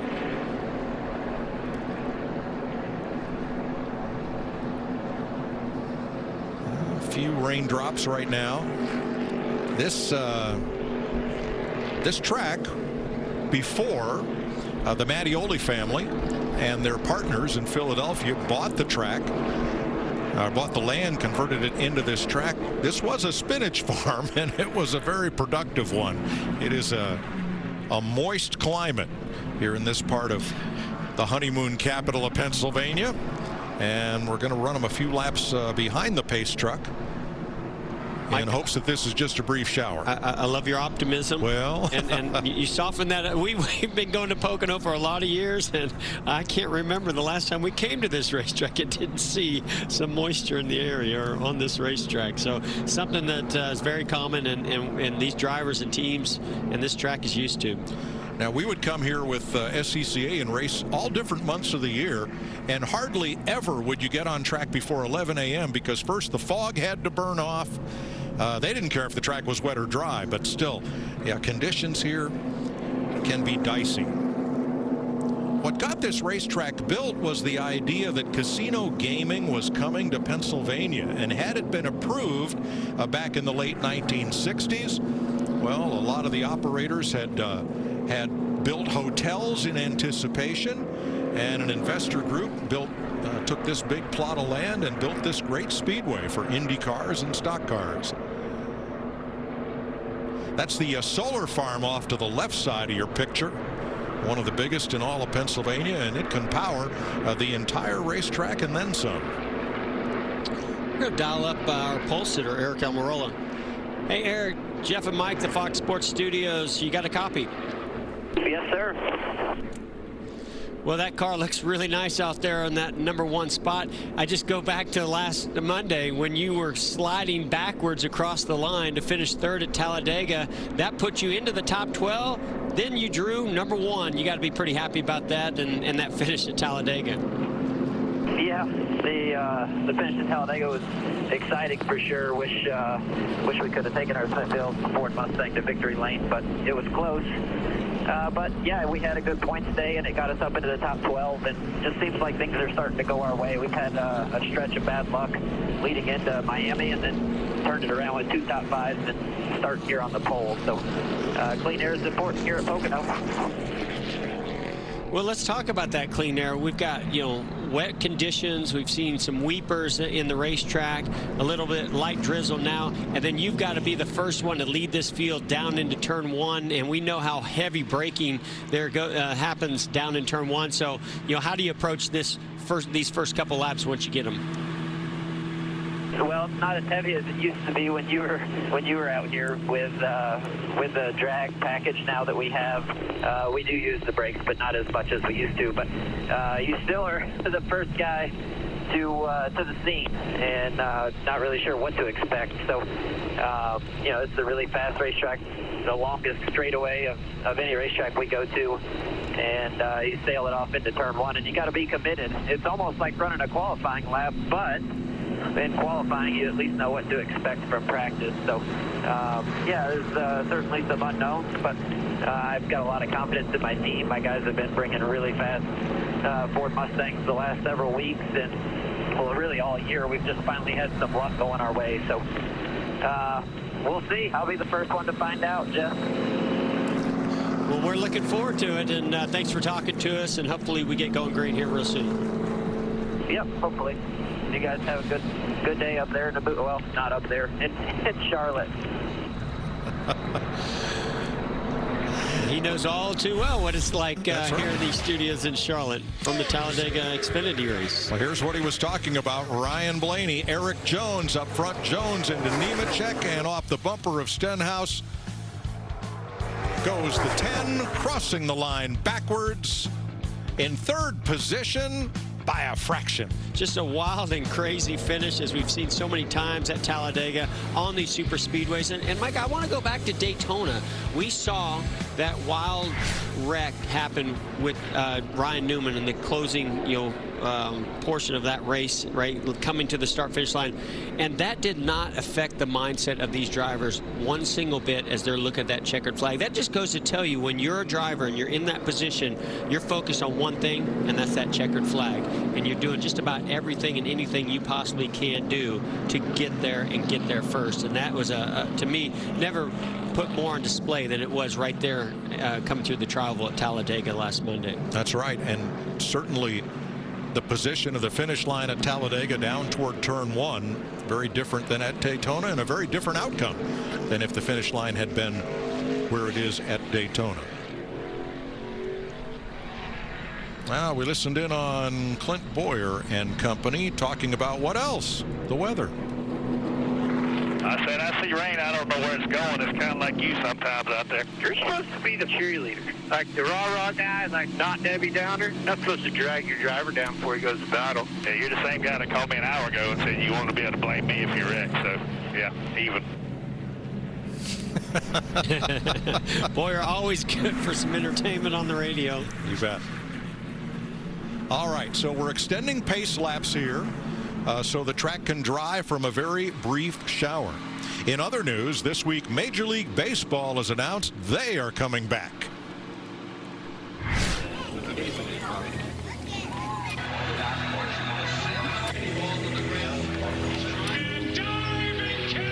One time he makes a mistake in the middle. I feel a river of light moving through me.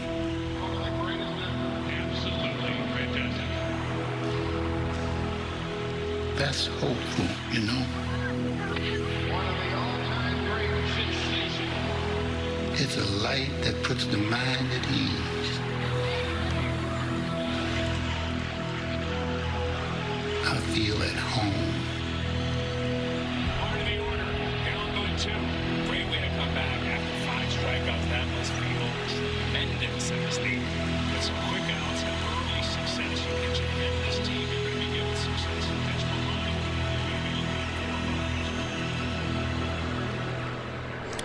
The 2020 season will begin on Friday, July 24th. MLB on Fox returns July 25th with Fox Saturday Baseball.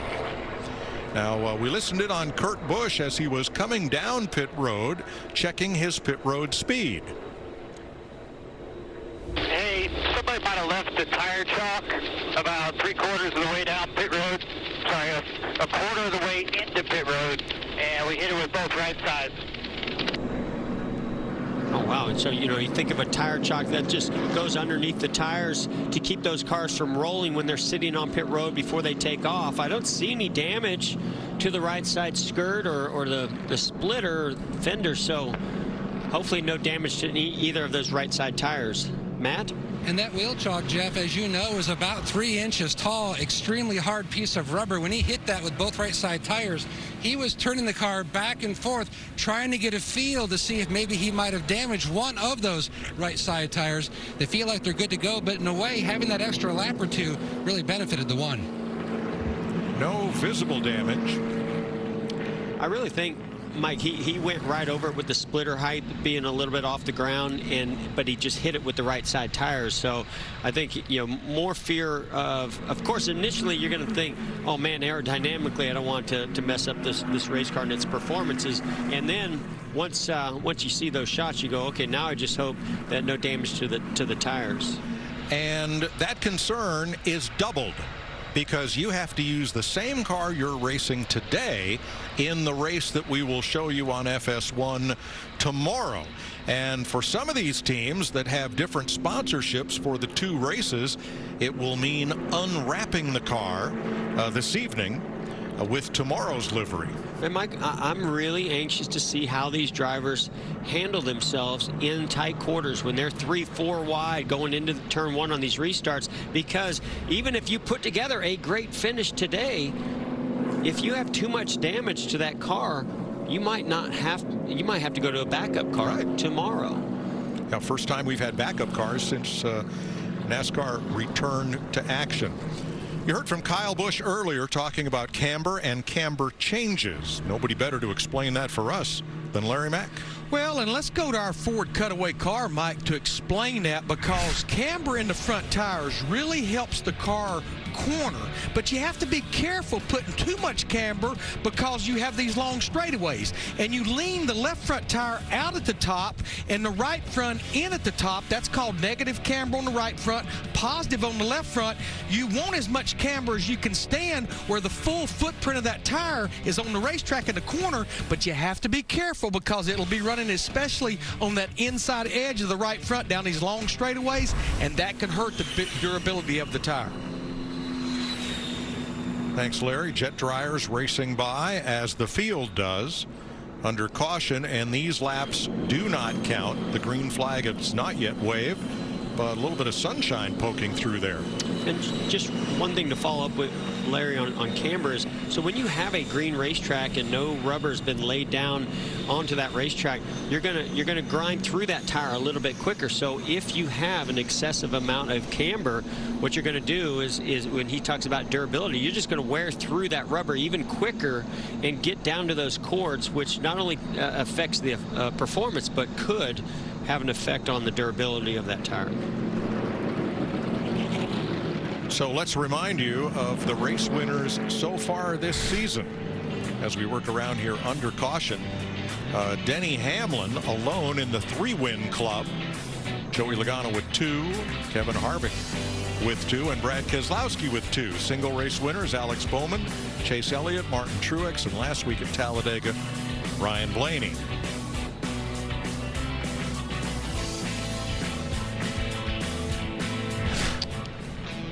Denny's also on this list. Most wins without winning the Cup championship. Junior Johnson with 50 victories tops that list. Mark Martin with 40. And now Denny Hamlin with 40 victories in NASCAR's Premier Series. And I look at all 3 of those drivers and say, wow, what a great career. They have had, certainly Denny Hamlin still continuing to have with opportunities to win championships still ahead of him. But Mark Martin, one of the all-time greatest I ever raced against. And I would never take anything away from Mark by not winning a championship in those 40 wins. Of course, Junior Johnson, one of the all-time greats, never got a chance to race against him, but I bet that those that had would probably say the same things about Junior Johnson. Now, Denny Hamlin is one of the drivers in today's Fox Bet Super 6 game. And the most popular pick for Hamlin was that he would finish first or second. The race has not yet started, so you should be able to get in on Super 6 and have a shot at that $110,000 and play for free. Download the app. With this racetrack, and as good as it has been to Denny Hamlin, the kind of year that he is having, the chances of him finishing first or second are pretty good. I'd say so. He and his team, despite some penalties and suspensions as a result, they've been in championship form so far. 130 laps is the distance today. Stage 1, 25 laps. Stage 2 will take us to lap 77, and 130 is the distance. There's the PG.com cam for Ryan Preece. The Ally cam for Jimmy Johnson. 2 to go, we're told right now. Drivers trying to save a little fuel even now. Rookie Tyler Reddick, what a season he's had so far, carrying our Chevrolet cam today. Mike, these days, you're always saving fuel. You're always conserving the tires, the equipment, keeping the water temp, oil temp down as much as you can. That allows that team to put more tape on the front grille for better aerodynamics and performance. And hey, if you've got more fuel when you go in for a pit stop, you got a better chance of doing a faster 2-tire stop and getting enough fuel in there if you need it. Clint Boyers just said on his radio, if they keep running this pace, he can go the whole distance without a gas stop.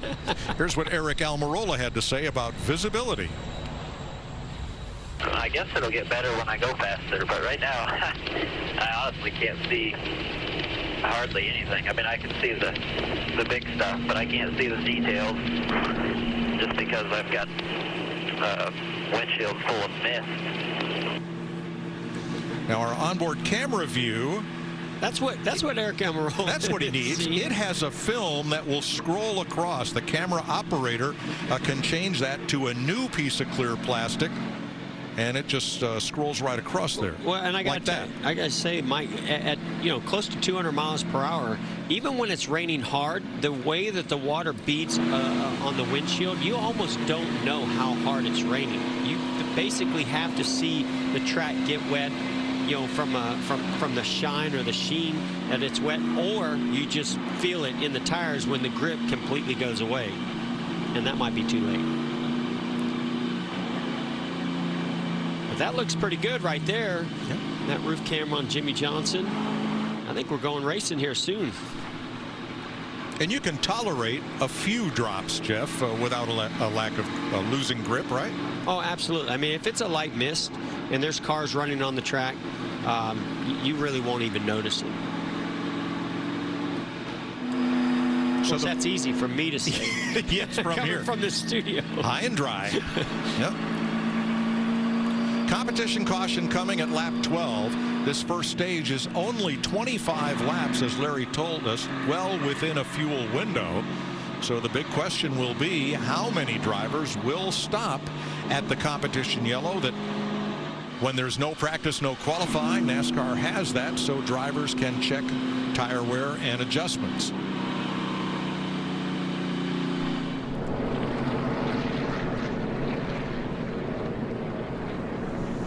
All right, we're on 1 to go. Now, Kevin Hamlin is the spotter for Alex Bowman. Those cars get to be a long way away from the spotter's perch. Here's Kevin. So in this year's edition of Stuff Kevin Can't See at Pocono, remember turn 1, you're going away from me. You're a long ways away, and then getting into 2, the American flag is blowing, so I'm going to lose you just for a split second when just before you enter into 2, just because of the flag there in the wind. Tempo. And that's this week's edition. Yeah, this is a tough one to call as a spotter. I'm actually hearing that maybe Penske, the team Penske, and maybe a couple others have actually positioned 2 spotters around this racetrack. Yeah, again, very much like a road course. Matt? Mike Martin Truex Jr. spotter, Clayton Hughes. Now he can have communication back and forth with Martin, but James Small in the pit box was having issues, so he had to go from the intercom system to a handheld radio.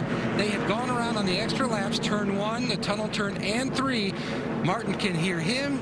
James can have great communication. All is set to go here on the 19. All right, we're coming green this time. See some of those bumps that these drivers are going to be dealing with through that tunnel turn, as we saw Martin Truex Jr.'s car bounce up and down, just even going slow. It shows you how stiff of a platform and springs and shocks these cars have. And this is the Pocono Mountains. I mean, you get frost heaves here in the winter. Some of these state highways, they have to repave every few years. Otherwise, they're roller coasters. Turn 3. Long, flat, the undoing of many a driver. And then on to one of the longest straightaways and widest in all of NASCAR.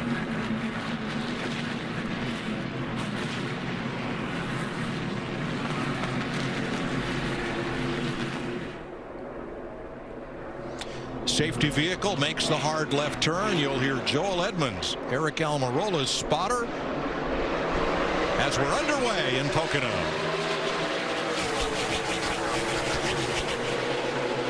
Watch back your lane. There's a car length between the 12 and what's below him.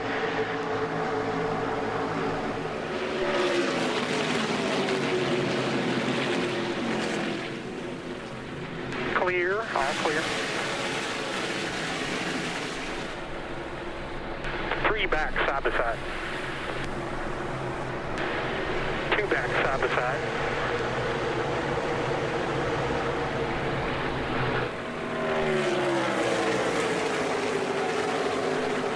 3.5 to the 18. He's clear by 4.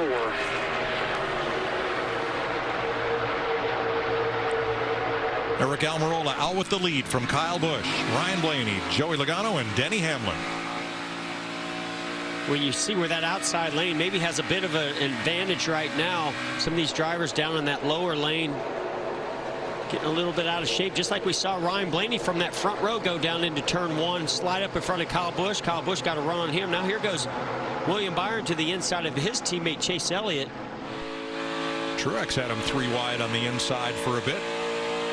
Chasing that traction compound that they've laid around this upper groove, able to take advantage of that and the momentum off the top groove and get back by William Byron and bring along Tyler Reddick with him. Through the tunnel turn. And down the short chute, headed for 3.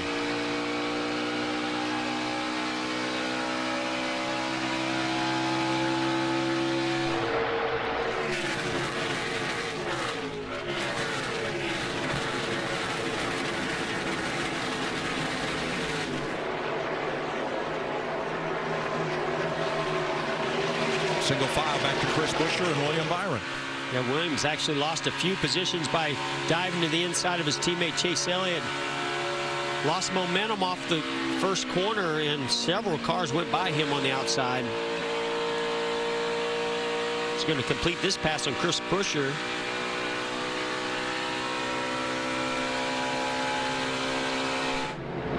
So Eric Almirola had only led 2 laps here in 15 prior Pocono appearances. And I love the shot when we saw Kyle Busch go to the inside of Ryan Blaney to take second on that opening lap, and he fired it off into the tunnel turn. A lot of confidence in that race car that it was going to stick. Yeah, just seen Blaney's car took a while to find some grip.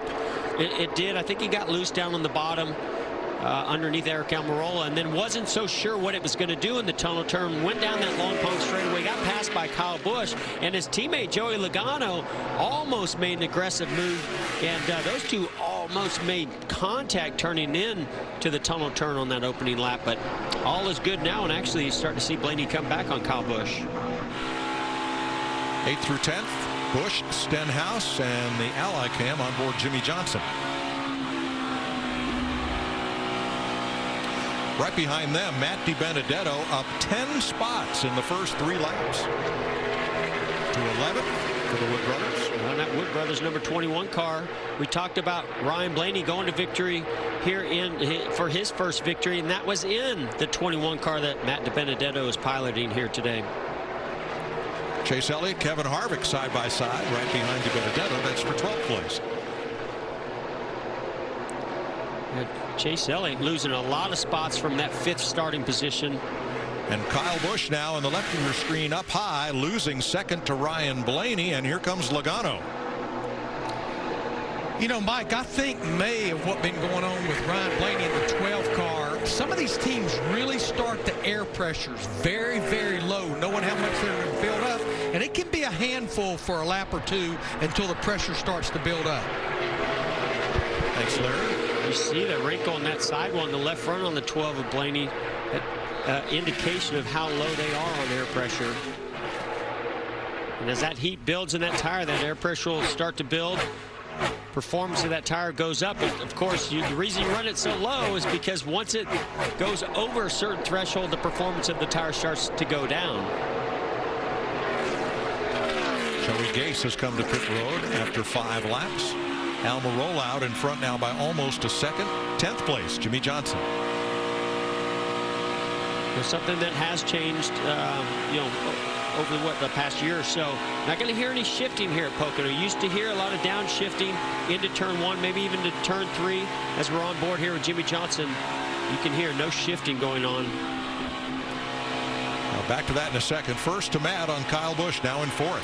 Mike, Kyle Busch told me that racing here today is going to be a lot about compromise, not about the 3 corners, but just working into the setup early on. This is the report from the 18. Little loops in 1, tight, real tight. Center exit 3. Losing a ton of time over here. Kyle currently in 4th place. Larry, Jeff talked about no shifting. The drivers could shift from 3rd to 4th during a race, but why wouldn't they? Yeah, Mike, there's no rule that says you can't shift. They don't care if you shift at Daytona and Talladega, but the ratio rules with a 380 rear end gear and a very low 3rd gear 138, it pretty much would be turning way too many RPMs if you pulled it back in 3rd gear. If you want to know what it's like to be loose, downshift to 3rd. Eric Almirola has led all 6 laps so far in Pocono.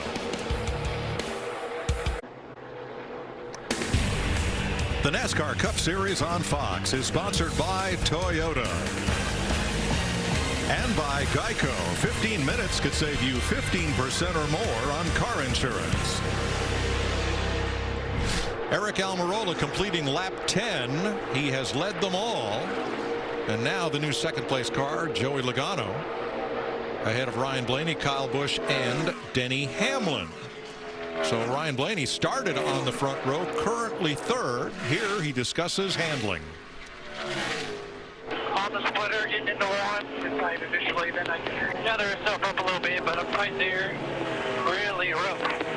With the nose over the tunnel. Not bad, pretty close. You can see here's the tunnel turn that Ryan Blaney talks about. Watch, you see the left sides are on the apron as he comes through the tunnel, really bounces and then gets a little bit out of shape. And here comes Joey Logano with a head of steam and the momentum. He moves over, lets his teammate go right on by. But, you know, I think that's why we saw that car really not have the pace when they dropped the green. I think he was on that splitter. Those low air pressures, that front splitter is down on the racetrack. And when that happens, you lose all your front grip.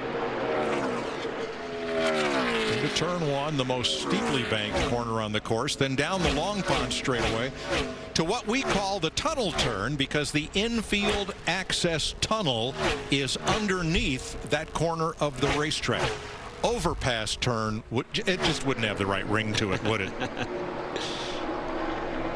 In this corner, the tunnel turn, you're in and out of it so quickly. You carry so much speed and commit so much to the throttle through there, really leaning on those right sides. But then you have a huge bump in the center of it, probably where some settling happened over where that tunnel is.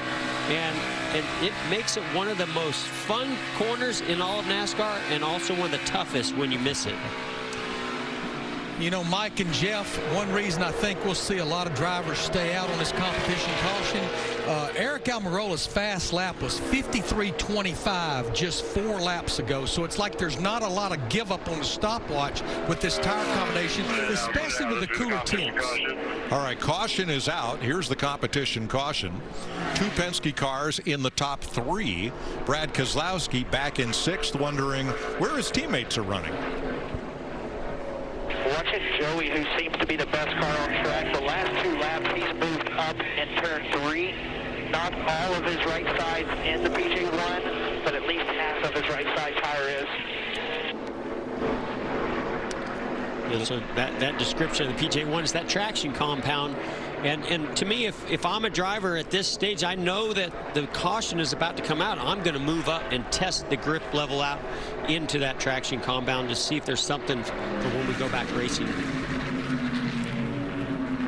Josh Bilicki, the first of 3 lapped cars. His number 7 will get the free pass. 12 laps complete in Pocono. This is the competition caution to check tire wear and adjustments.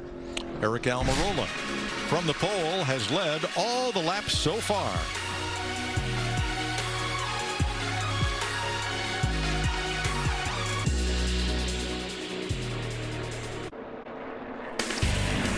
NASCAR Cup Racing on Fox is sponsored by Ford. Built Ford proud.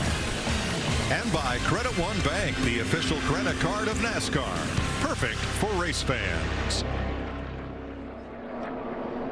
14 laps complete in Pocono. The leaders all fainted to pit road and then before the commitment cone pulled back out.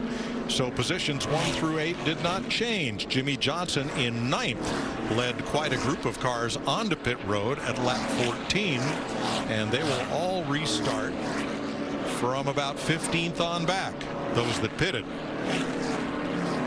The stage runs to lap 25. Eric Almirola and Joey Logano will restart on the front row. Jeff, let's have a look at the 2 fastest laps turned so far today. Well, and the difference maker of what we're going to see here is between Joey Logano and the 10 of Eric Almirola is turn 1. This is coming down the front straightaway. You can see Joey Logano maybe got off of turn 3 a little bit better than Eric Almirola down in turns 1 and 2. Eric starts to come back to Logano, and then Logano actually stretches it out on the exit. So if I had to guess, Logano's car's really getting off of the corners well. And he did that off of turn 3 coming to the line, and does it again here coming off of turn 1. And he has the fastest lap of the day. Not by a lot, but it is a little bit faster than our leader, Eric Almirola. So that's a look at our Xfinity fastest lap in the early going. Matt? Analysis there on the 22 of Joe Logano. His biggest issue down in the tunnel turn 2, no grip over the bumps. He's been fighting tight through there, but the car turns so well. You heard his teammate talking about when the 22 is moving up in that traction compound. That's what Logano wants to know about the other drivers. Ford's in the first 3 positions, then the Toyotas of Kyle Busch and Denny Hamlin, 4th and 5th. Here's Hamlin talking about that car on the splitter. Let's try to work through what I can or can't help you with there.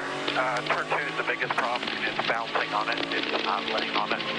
And is turn 1 an issue as well? It's just less of an issue, or just turn 2? 20% of what turn 2 is. Was there a point where it was no longer a problem? Every lap, I have to drive it not the way I should. Look at them fan out on this restart. 4 wide, 5 wide, and then some. Look at this huge run going down into turn 1. How are they going to make it, Mike?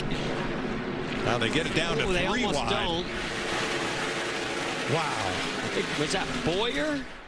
Not sure if that was Boyer. I think had a huge run going down the front straightaway, made up several spots as he went into turn 1. Matt Kenseth losing some spots to Ty Dillon on the outside. Blaney working that outside lane around Kyle Busch through the tunnel turn. Oh, we got one around. Quinn Houff is around, and he is into the inside retaining wall. And that'll put us back under caution at lap 17.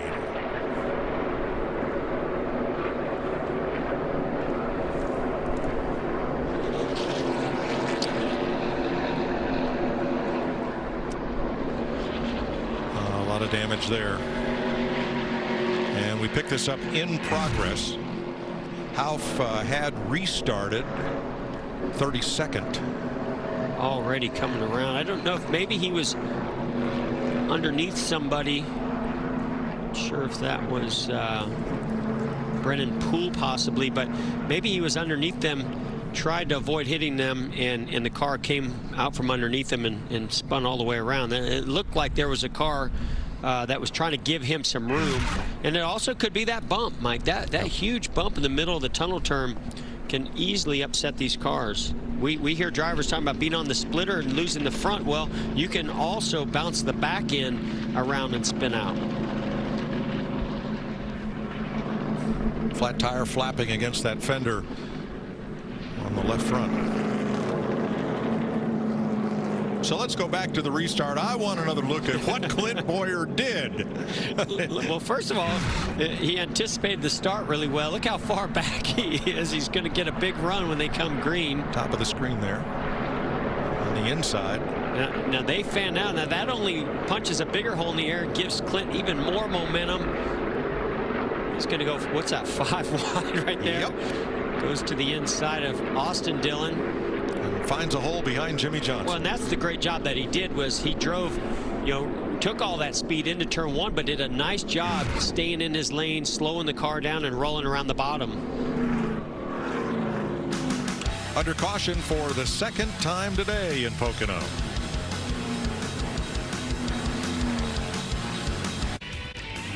Under caution with 19 laps complete at Pocono. Thanks again to Academy Award winners Charlize Theron and Kiki Lane for kicking off the day as Grand Marshals. Their upcoming action thriller, The Old Guard, premieres on Netflix July 10th. Kyle Busch currently in 4th. And we've got a new feature. We'll take a look at today's Head of the Pack, sponsored by Head & Shoulders Men's Styling. Here's a look at Kyle's 30 Pocono starts. Winless in the first 25, and then he caught fire with 3 wins. 274 laps led, and an average finish of 3. We'll listen to his spotter, Tony Hirschman, Pennsylvania native, on this restart.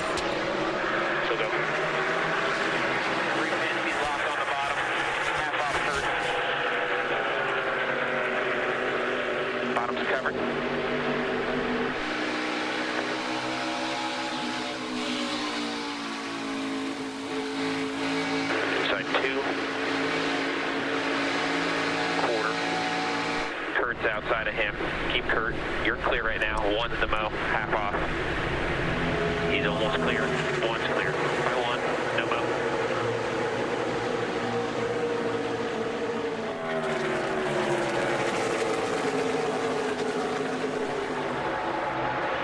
Get dirty at 3.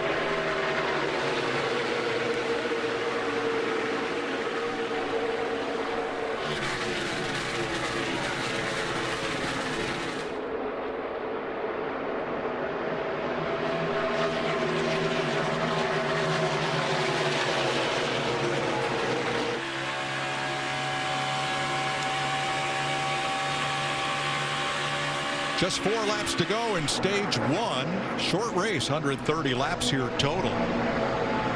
The top 9 did not pit during the competition caution. Make that 13 cars in all that did not come to pit road. William Byron, big block by Bubba Wallace, trying to block that run. William Byron all the way down to the apron to get to the inside of Bubba. Here's Jimmy Johnson, you putting those left sides on the apron through the tunnel turn to try to get a run on Bubba Wallace.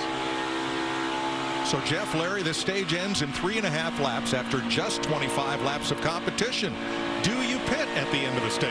You know, honestly, you think about it, we've had 8 caution laps, and with the pace I'm seeing, now Jeff did bring up something when we were chatting during commercial break, is tire wear, and we're actually seeing some of them hit pit road here, which means they will stay out at the end of the stage, including Denny Hamlin in the 11.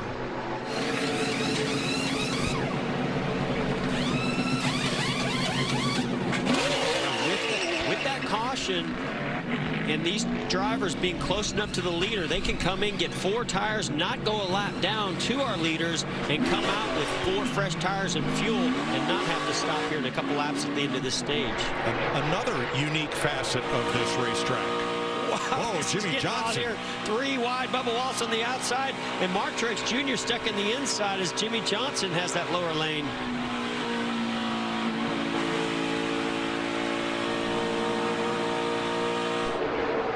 So the pits will close with 2 laps to go in the stage. Mark Truex Jr. I was wondering who he was going to go with. He's going to go with Bubba Wallace to push him by Jimmy Johnson, use that draft. Denny. Oh, and he brings Kevin Harvick along with him. I'm sorry, the 6 of Newman. Now Denny Hamlin pitted out of 10th place, first of the drivers to pit then. Harvick was 19th. I would be leery of not pitting at all and just staying out on the racetrack.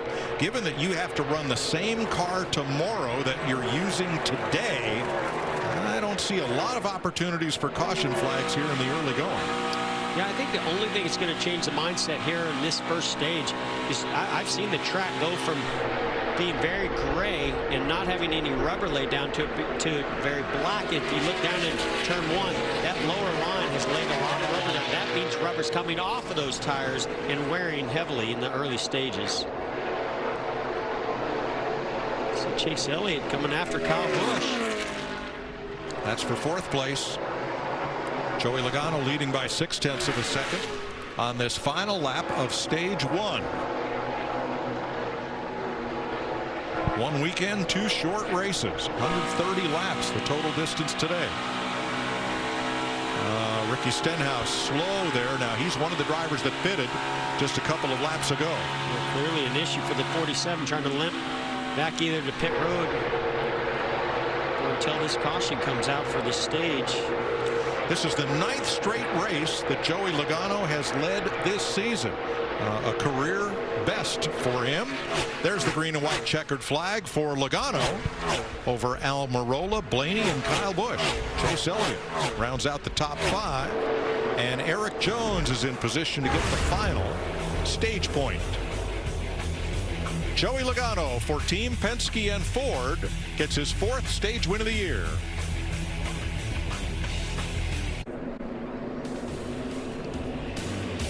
Welcome back to Pocono, and Joey Logano looks like he is staying out, and so are several others, doing the little dodge and dive there at the start of pit road. So not everyone pitting at the end of stage 1. Kyle Busch is one that is.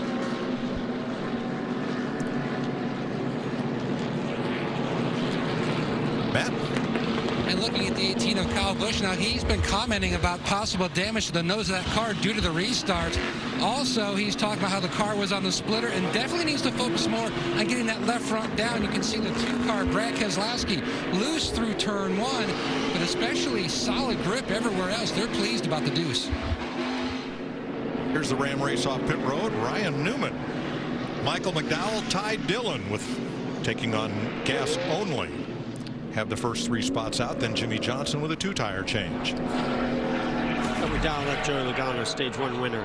Hey Joey, Jeff and Mike here in the Fox Sports Studios. You got us? Loud and clear, Jeff. Well, congrats on that stage win. Nice push and working together with your teammate there to get the lead. Now you and Paul Wolf have decided to stay out. When do we expect to see you on pit road for some tires and fuel? That's why Paul gets paid the big bucks.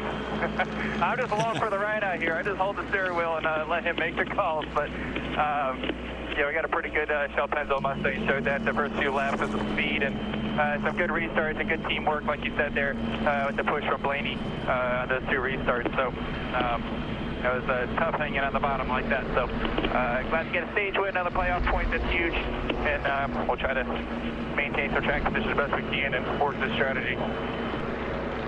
All right, sounds good. Thanks for talking to us. Good luck the rest of the way. Exactly.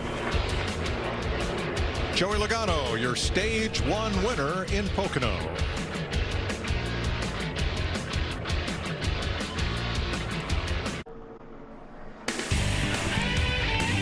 Chevy is committed to getting you back on the open road with confidence and peace of mind.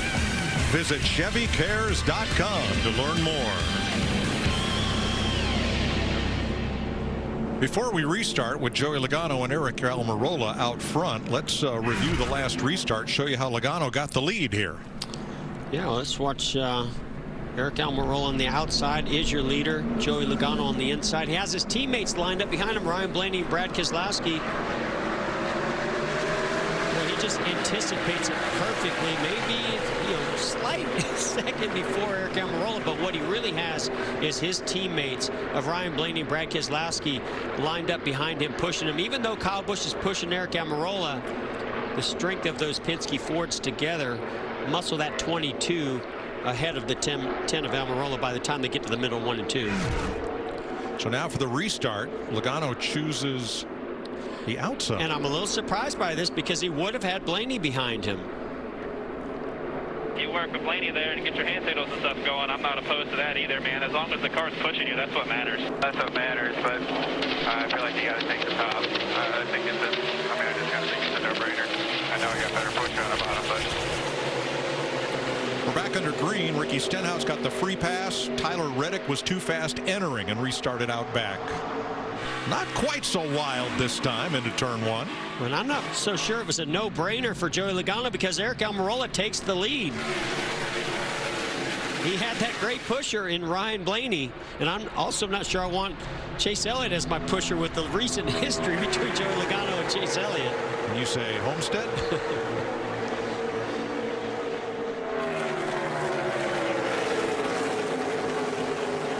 Byron and Bowman, the Hendrick teammates, side by side for 7th.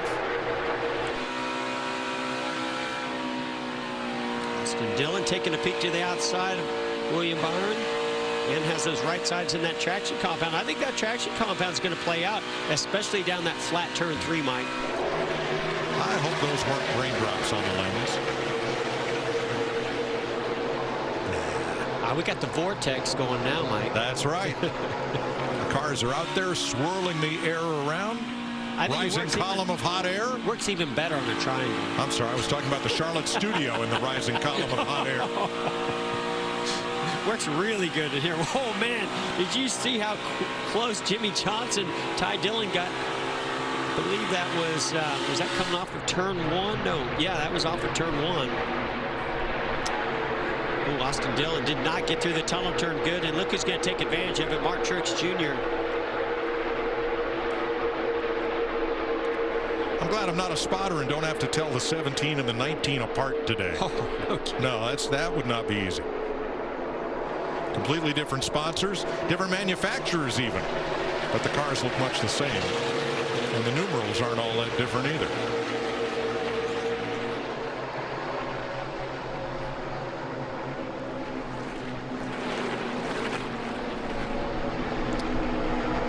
Nemechek making a nice move to the outside of Denny Hamlin to go by in turn 1.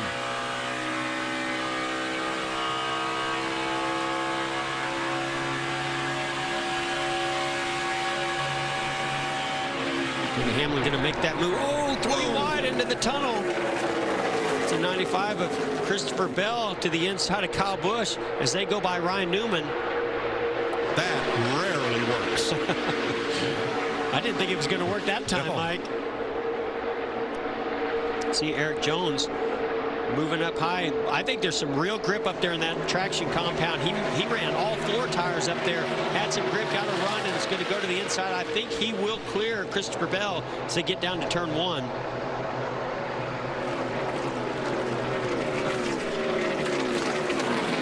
Jones with that preferred inside line.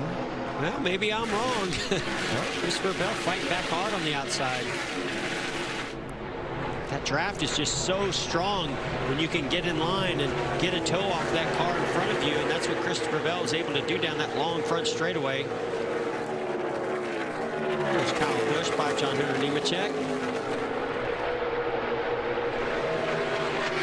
So the first 7 drivers back to Alex Bowman, have not pitted in this race. Larry, how far can they go? Yeah, they'll probably run to about lap 40, Mike. It's almost like right now they're splitting this race in thirds, but you'll have to pit a little sooner the first time because of the pace laps. So I would say right now what Paul Wolf may be thinking about, the crew chief for Joey Logano, as well as the 10 car of Eric Almirola, what they may be thinking is pit about lap 40 and then run to about lap 85, and that's splitting it in thirds essentially. All right, Matt. A lot of trust already between Mike Bugaravich and Eric Almirola. Remember, they paired up at the start of this season. Bugga said, "Are you good with anything that I decide?" And this was before they were going to attempt to hit pit road. He goes, "Yep, whatever you want to do." They stayed out. He told him when it starts to stumble, flip the switch. You'll still have enough fuel to get you back around to pit road. So that's their strategy, like Larry Mack mentioned. 35 laps complete in Pocono. Eric Almirola has led 24 of them.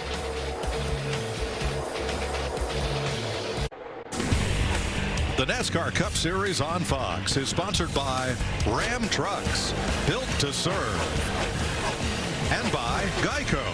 15 minutes could save you 15% or more on car insurance. 38 laps complete. Eric Almirola the leader, but Ryan Blaney has hit pit road for the first time today. Last week's winner at Talladega. We're going to start calling him 007 because that was his margin of victory, 7 thousandths of a second at Talladega, and when he won there last year too. So here comes 007. What are the chances of that, Mike? That's unbelievable. Minuscule. I like it. 007. Ryan Blaney. Now he is still on the lead lap. Here are the leaders: Almirola, Logano, Elliott, Matt DiBenedetto up to 4th, Kyle Busch 5th. Speaking of Kyle, let's have a look at today's Tide Clean Pass.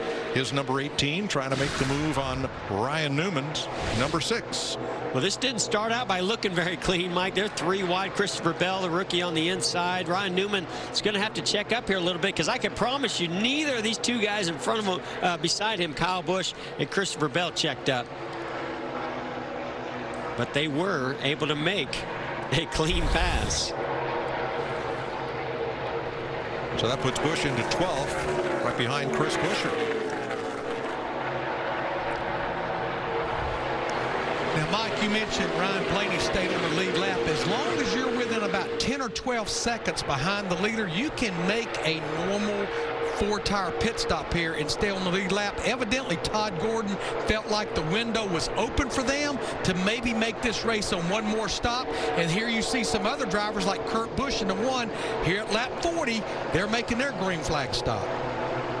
So that'll leave us less than a half dozen cars on track that have not stopped at all today. Positions 1 through 4, and then Alex Bowman in 6th.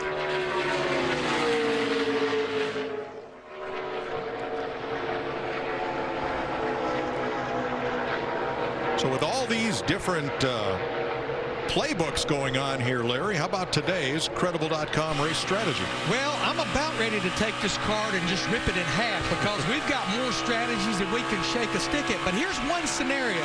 Denny Hamlin didn't worry about stage points and stage 1s. He pitted before that stage to beat everybody else to pit road, but maybe pit with about 3 to go before the end of stage 2 and get 4 tires. And then when your fuel window opens about 40 to 44 laps to go in the race, maybe come and just get 2 tires and take it to the end. So, Larry, it sounds like you're figuring this race backwards from finish to start, maybe like you would on a road course? Exactly, Mike. And again, I think one thing that allows them to do it is we just are not seeing that much give up. Eric Almirola, he has not pitted yet in the 10 car, and he's only running about a half a second slower than what his fastest lap was. Thanks, Larry. And here's Kyle Busch moving past William Byron, Matt. And William Byron, he pitted back on lap 14. He says he's got a significant vibration on his Chevrolet. Chad Canals told him, pit if you need to. It is entirely up to you. He's dropped back to the 8th position at this junction.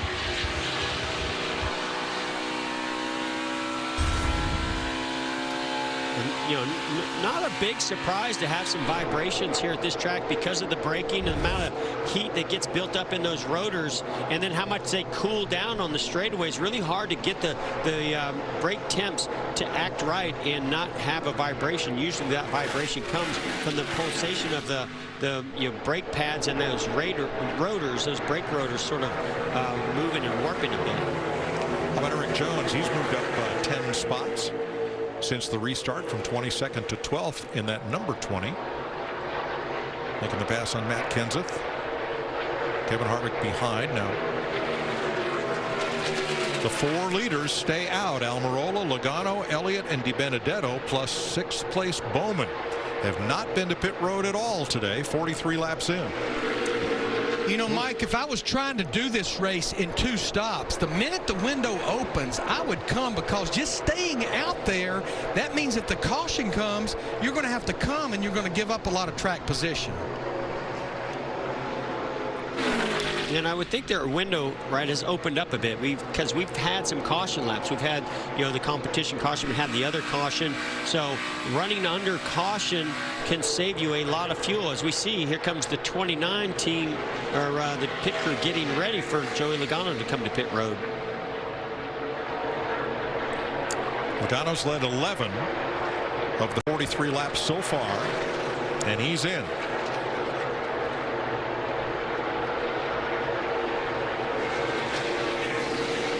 Matt? I think 5 laps ago, Joey Logano told Paul, if it's a little bit tight down in turn 1, it gets a little tighter down in 2, a 2.5 on a scale of 5, but it was great down in turn 3. He didn't really want to make a huge adjustment because he feels like they're in the ballpark, especially through the cycles they had that clean air. Alex Bowman in as well, completing his service. Matt DiBenedetto also on pit road.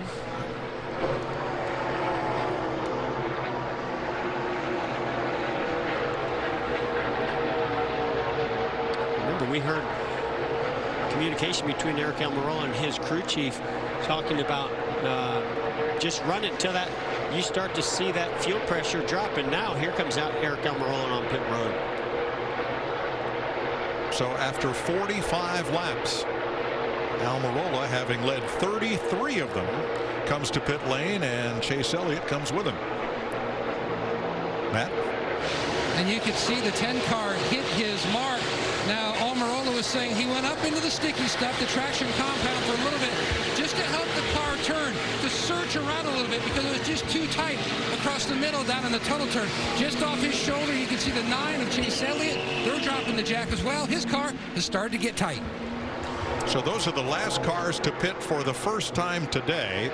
That's after 45 laps of competition, counting 3 caution flags. But remember, we had about 9 pace laps trying to get the track dry before the green flag flew.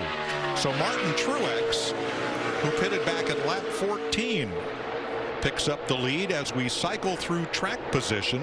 The other drivers that pitted at 14 are Byron, Dillon, and Buescher.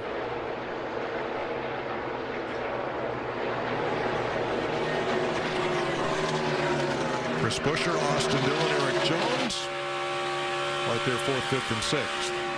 Denny Hamlin, who pitted at lap 22, has cycled up to 2nd place behind Martin Truex by 1.2 seconds.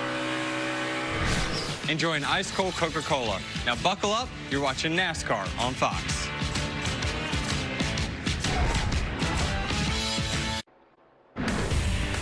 NASCAR Cup Racing on Fox is sponsored by Credit One Bank, the official credit card of NASCAR. Perfect for race fans. 49 laps complete. Joe Gibbs Toyota's positions 1 through 3, and all on different strategies. Truex, Hamlin, and Kyle Busch. Look at our top 5 and the lap on which each of them last pitted. You would think these 3 guys would all be on the same strategy, being at Joe Gibbs Racing, but they're going to try 3 different ones, and right now it's working out. Here's William Byron on another different strategy. He's on the same strategy as Truex in 4th position, pitting on lap 14.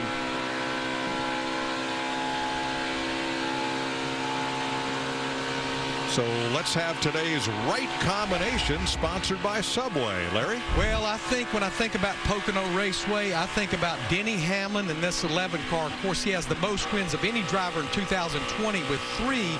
The most wins at Pocono by an active driver at 5. He won the last time we were here back in July. And as a rookie, I don't even know if he'd ever been to the state of Pennsylvania. He rode in here as a rookie in 2006, swept both races from the pole. Sounds like a pretty good Subway right combination. Well, that it does. Hamlin in second to teammate Martin Truex by 3/4 of a second. There's 7th place, Kevin Harvick, taking the spot from Austin Dillon, rebounding after pitting at lap 22. Joe Gibbs Racing finished 1, 2, 3 here last July. Hamlin, Eric Jones, and Martin Truex.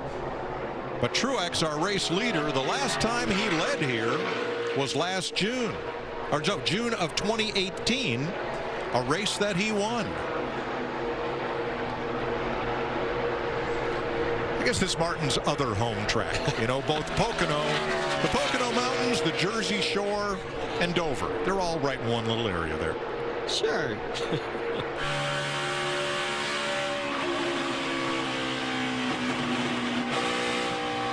Hamlin closing in on Martin Truex Jr. a bit here. What I'm fascinated by is you look at the telemetry here on the left, that green bar there is the throttle, how wide open Denny Hamlin is right now. The yellow mark is the steering wheel, kind of the center of that steering wheel.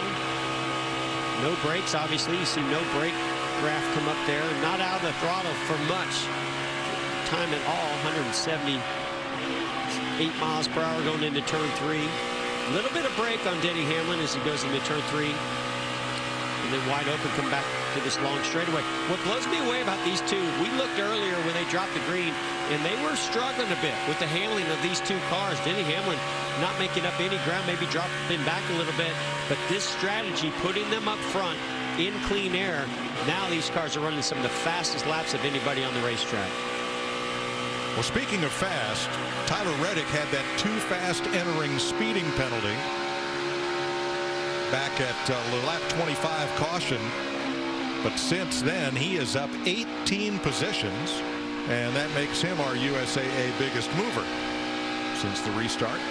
Then Kyle Busch, Eric Jones, Hamlin, and Stenhouse. And you saw two cars side by side stalling out. The big run that Tyler Reddick was getting to get to those cars. Here he comes into the picture. That's what happens when you run side by side on a racetrack like this.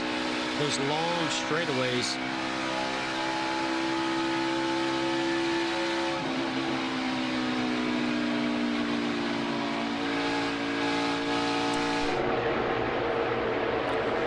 Hamlin closes in on the lead. There's the progression over the last 4 laps. And Mike Truex in the 19 car, he will have to make a green flag stop here in about 3 to 5 laps.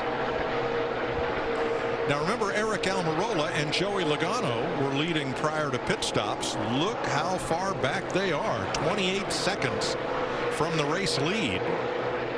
Back to Almirola. So Larry, that begs the question coming down pit road. When Truex, our leader, Hamlin, those guys that have not, well, at least Truex, when he comes down, how long does it take to come on pit road, make that pit stop, and get back out on track? Will Eric Almirola be able to pass him?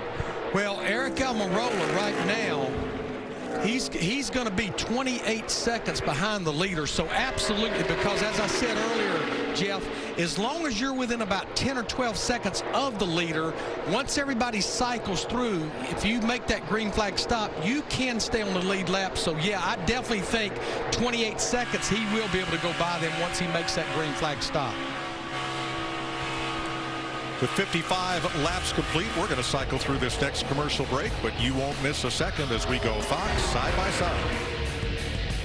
For over 75 years, people have saved money with Geico. Oh, sorry. Here we go from the top and action.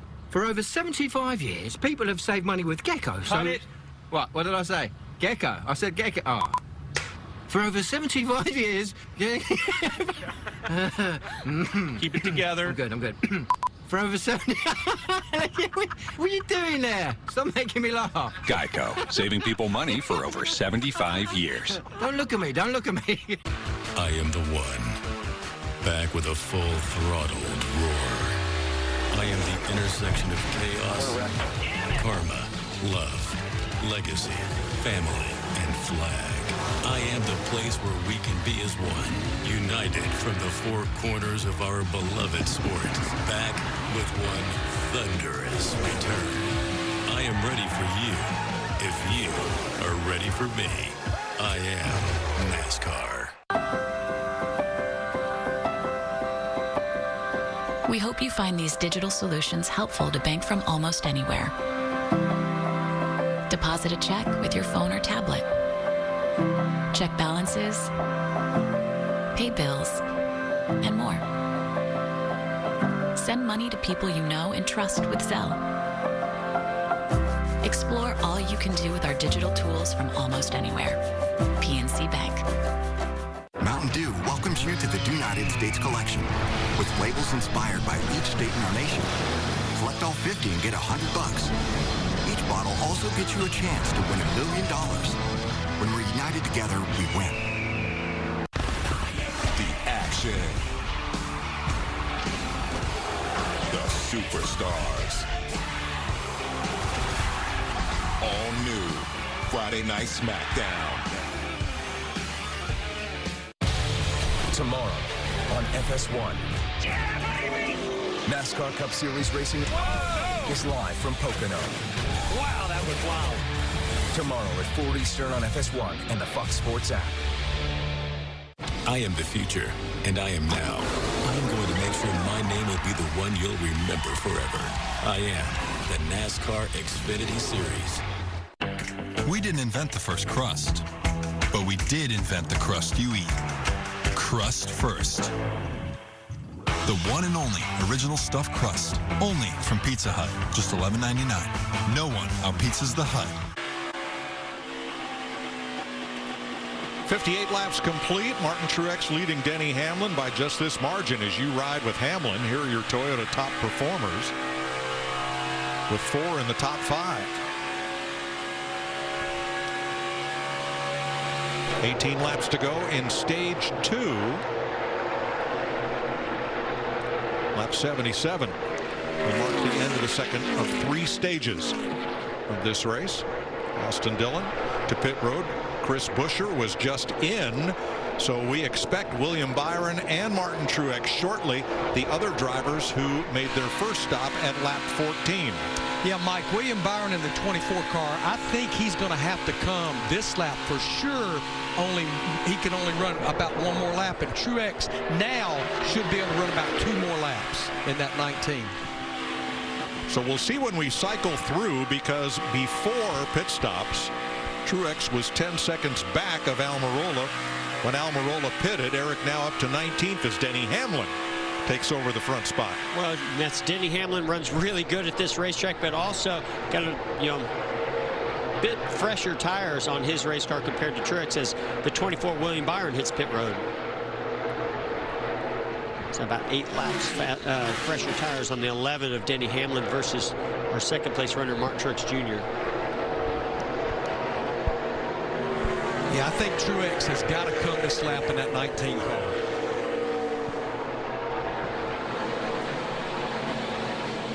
Right sides on Byron, and coming around for fresh Goodyears on the left.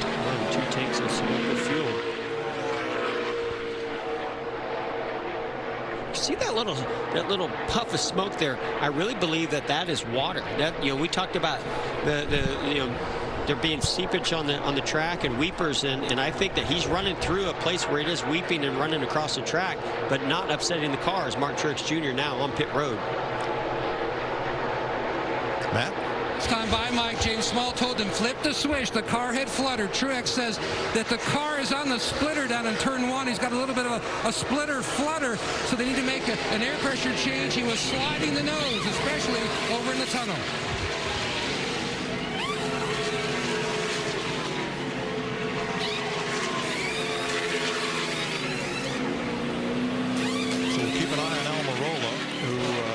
circles around to 14th place as Truex pulls away. Matt Kenseth also coming off pit road. There's Almirola about halfway down the Long Pond straightaway. Had a 10-second lead on Martin Truex Jr. prior to that round of stops. See where he comes out. He's going to be, I believe, a good bit further back as Almirola's been out there on some fresher tires. We'll check him next time at the line. 15 to go in stage 2. Denny Hamlin leading Kyle Busch by 2.5. Eric Jones now by 11 seconds. Kevin Harvick by 12. And of course, a lot of cars still left to pit as Jimmy Johnson hits pit road. Slight lockup, getting aggressive to the pit road, but still a lot of cars ahead of Almirola have to pit before he can get that lead back and has to hope for no cautions. So Almirola in 13th. Whoa, Josh Bilicki pulling out. And Jimmy overshoots a stall. He's going to have to back up. Tense moment there for the 7-time champ. And you got to be careful how far back Jimmy Johnson was from our leader to possibly go a lap down. You see Bilicki just comes out of his pit stall. Jimmy Johnson turning into, I mean, what are the chances of Bilicki being there and launching right at the time where Jimmy Johnson has to come into his stall? It definitely cost Jimmy several seconds. Larry, is that on the spotter or on the crew chief, or is it a combination? Well, I guess, Mike, I always under green flag stops, I tried to kind of communicate with my neighbors. When are you coming? I need to come this lap, especially when you're talking about a lead lap car versus a driver that's a lap down. Try to work together down there on pit road where you don't have that happening. And as a driver, I'm watching that car. Are they dropping the jack when the left side tires are going on? Because when they drop that jack, I know that car is going to launch out of there. Right. Now, to cap the story of Almirola and Truex, Almirola was 10 seconds ahead, or rather, Truex was 10 seconds back of Almirola when Eric pitted. That distance is now 15 seconds. So Almirola picked up 5 seconds. Oh, we got a shattered tire here coming apart. And that is the 27. J.J. Yeley. And caution is out.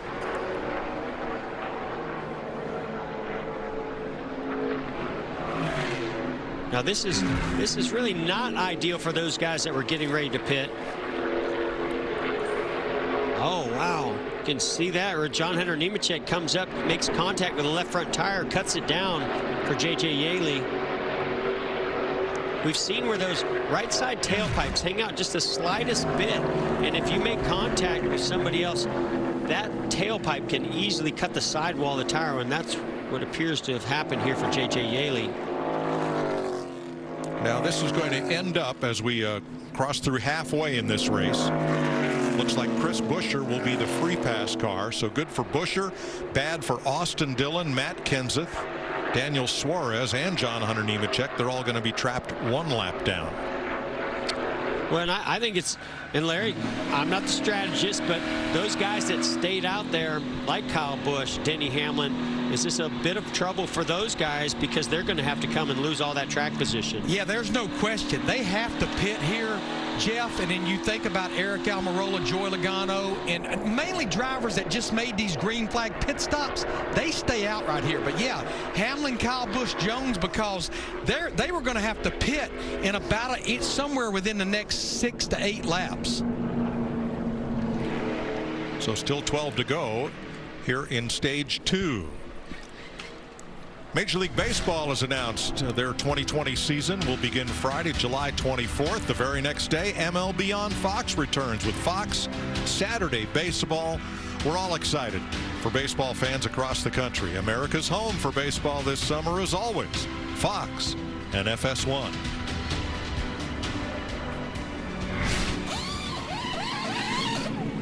Yeah, I would say the top 11 cars all the way back to Clint Boyer in that 14. I feel like they just have to come here and take advantage of this caution. Not that it's what they were looking for. Yeah, and Larry, you know, we talk most weekends on like mile-and-a-half tracks. You're wanting to catch a caution, right? You hope that you're out and the caution comes out. That's because tires matter so much here, and most drivers, teams will come down pit road, but not here at Pocono. tire fall off is just not that much. So something like this happening is actually hurting these leaders as they hit pit road. Here it's all about track position. Look at that crowd onto pit road of lead lap cars. We have 24 drivers on the lead lap, plus Chris Buescher, who gets the free pass now. Chris Gavehart told Denny Hamlin, we were in the catbird seat, we'll reset here, we'll be fine. He didn't want to make a significant adjustment because the car was so good overall balance-wise. Denny just needs a little bit more security on corner entry. Meanwhile, the 20 of Eric Jones, he said, I need a big adjustment. I could be a half a second faster, and I wouldn't be in the ballpark.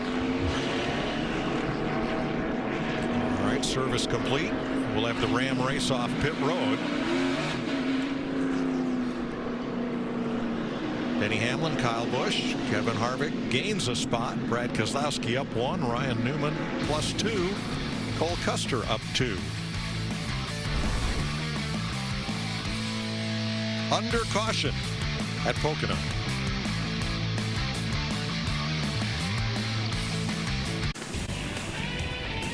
Fox welcomes you back to the Pocono Organics 325 in partnership with Rodale Institute. We are just past halfway at the lap 68 mark. Here's a look at how the Coca-Cola family of drivers are faring. Denny Hamlin, your leader. Ryan Newman, top 10. Joey Logano led early. Bubba Wallace, top 20. Austin Dillon and Daniel Suarez.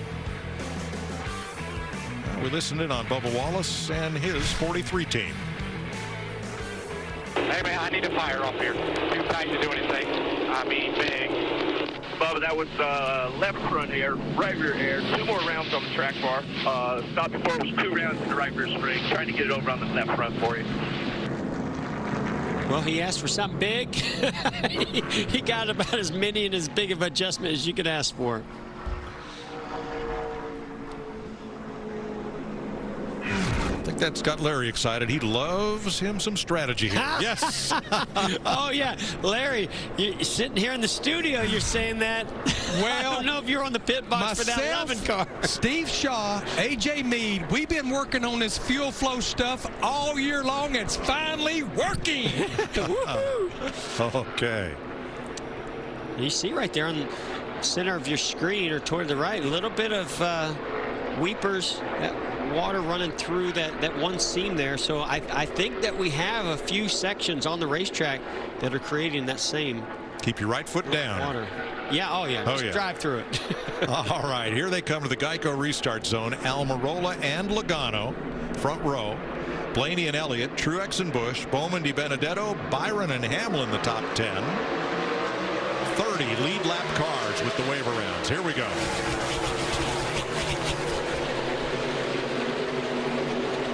Kyle Busch peeks out 3 wide. Boy, did something happen to Chase Elliott? He's fading back there. Gave Eric Almirola, our leader, a big push. And since then, falling back.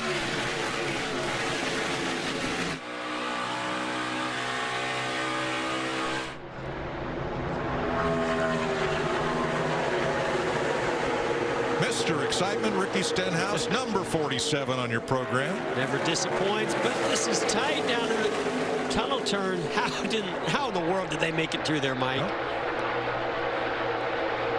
By the way, this was Mr. Excitement Jimmy Spencer's home track. He's from Berwick, PA.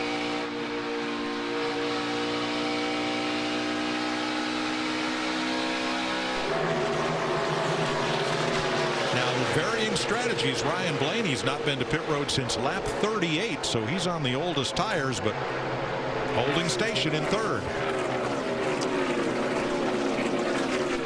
And Mike, I anticipate all those drivers, Blaney, Almirola, Logano, they'll stay out at the end of this stage. It's going to end here in about 7 laps. And once their fuel window opens to the end of the race with about 40 to 44 to go, that's when they'll make their final pit stop. So Almirola last stopped at 45, Logano at 44. They've cycled back. That looked like a little contact. Matt Kenseth, William Byron there. Well, William Byron was side by side either with Stenhouse or Boyer, and the 95 of Christopher Bell took advantage of that.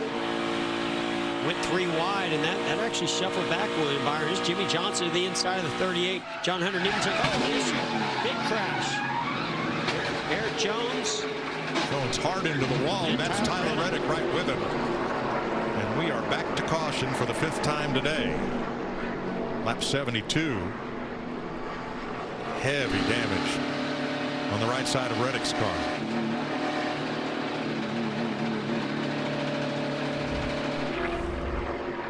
Heavy damage to the nose of the 20 car. Certainly don't see that car being used again in this doubleheader weekend tomorrow. No, and if they have to go to a backup car, that means they would start last in tomorrow's race in this unique doubleheader weekend format. Let's ride with Tyler Reddick. It looks like Eric Jones ahead of him. Is Eric Jones going to get loose? Oh, no, he just checks up trying to go around a slower car, and Tyler Reddick had a huge head of steam coming. And as Jones moved down to go around that slower car, Tyler Reddick and he make contact, sends both of them around into the inside wall. They were battling for 13th. There was a slow car to the outside of Jones. Oh, and he just misses the Fitch inertia barrels there at the head end of pit road and catches the pit wall. No, but thank goodness there is that safer barrier on that inside wall to help that impact. Well, these two came into the race separated by just 1 championship point, 16th and 17th. Here, more heavy damage happening as Tyler Reddick tries to roll back to pit road with some tires that are down. And there's the AMR safety team quickly to the aid of Eric Jones, who walks to the ambulance. And worse, Jeff, I saw all those little pebbles and stones and debris going through the view of the onboard camera of Tyler Reddick, which means that those crush panels have all been, yeah, there they go, pushed in. Yeah, and a lot of times that's debris coming from the foam that's in the door. So you take that crush panel out, and that tire flips around as the cords come off of it, and it tears into some of that foam, as well as just the shredding of the fabric on that tire gets thrown into the cockpit of the inside of that race car for Tyler Reddick. Yeah, you can see right there that aluminum crush panel is gone, and that happened to his teammate Austin Dillon back at Martinsville. The crush panel is basically what seals the car to the body, the chassis to the body. So that's what's gone out of that right rear. And then you can see those tailpipes that come out right in front of that. So even when they repair this race car, he's going to get a load of fumes coming up into that area, getting trapped there and coming into the cockpit. And Mike, that car they ran up on was Kurt Busch in the one car, the black car. He had some type of a trouble. He had to get completely out of the throttle, but he was way up out of the groove. That's who they ran up on right there. Thanks, Larry. Boy, great pictures from our Fox onboard cameras. Thanks to the boys at BSI for everything they do, and Andy Jeffers, who helps us organize and install all those cameras. So great pictures, but of a bad situation for Tyler Reddick. Yeah, it is, Mike. And you know, ever since Martinsville and that issue that Austin Dillon had, where he was riding inside that car from the very opening laps, we've been wanting to show what it looks like to a crush panel when it gets knocked away from the body. Here comes some cars down pit road, one of them being Kurt Busch, who had some issues. Matt? And the one is on pit road now. To further add on what Larry Mack was talking about, that one car was indeed Kurt Busch, and he said the car just will not turn. The front has no grip. I have absolutely no idea what is wrong with it. That's why he checked out on corner exit, and it just snowballed. Wow. Now we've got 4 laps to go in this stage. Oops. Austin Dillon goes a little too deep into his stall, gets that nose over the line, had to back up. Catching those right side tires as they come around from the back side of the wall, because only so many people are allowed over the wall in each pit. And you know, Mike and Jeff, the only benefit from pitting right there is just if your car needed some work done, like Matt mentioned Kurt Busch in one, because you still are going to have to make another pit stop. So it really didn't buy you a lot other than an opportunity to work on your car. And Ricky Stenhouse has stalled on the front straightaway at the end of pit road. He had gone a lap down earlier and had difficulty and a long pit stop. And we'll double check on that. Let's have a look at our race recap, sponsored by Advance Auto Parts. Quinn Houff brought out the caution at lap 17 with a single car spin, trying to stay off J.J. Yaley, and is out of the race. Joey Logano, your stage 1 winner. B.J. McLeod exited.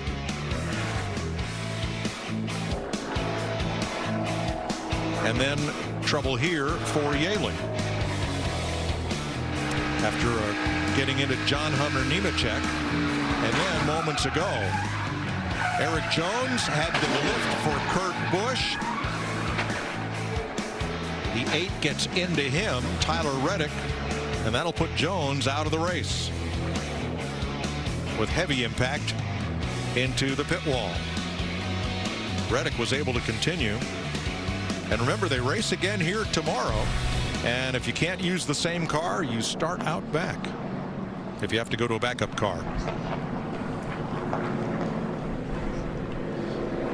So let's get an update on Chase Elliott from Matt. Mike, you can poll every driver in the field. They'll tell you restarts here are extremely edgy. Now, the concern for Chase Elliott in the 9, he reported they've had a number of conversations about it. He's had trouble getting the transmission into 4th gear. So we'll have to wait and see what happens here on the restart. Well, that now makes sense. They must, have a 3rd gear that really stretches out there, because I would have thought he had already been in 4th gear. We saw him pull back, pretty quickly on that last restart after pushing Eric Almirola. So obviously that was shifting from 3rd to 4th gear, and it just not wanting to go into 4th gear. So, boy, every time you pull that lever, that shifter from 3rd to 4th, you're going to be questioning whether it's going to go into gear. Yeah, Jeff, he had wound that thing to almost 9,000 RPM still in 3rd gear before he pulled back to 4th. The problem for Ricky Stenhouse was no fuel pressure. He's been pushed to pit road, and I believe they have him repaired. He's getting back out on track, leaving the pit lane now. Mike, I can tell you, I'm no stranger to missing gears here at Pocono. I wasn't going to bring it up. Well, it's one of the most embarrassing moments of my career, is missing a shift on a restart leading here. Now, it's a little bit different. It was going from 2nd to 3rd gear. Maybe I may have even tried a 1st gear restart, but I missed it early, missed it big, and my race was over. Chase Elliott's one of the drivers in today's Fox Bet Super 6 game, and most of the players picked him to finish in the 3rd to 4th rank. Almirola Logano once again to lead them to the Geico restart zone to finish off stage 2.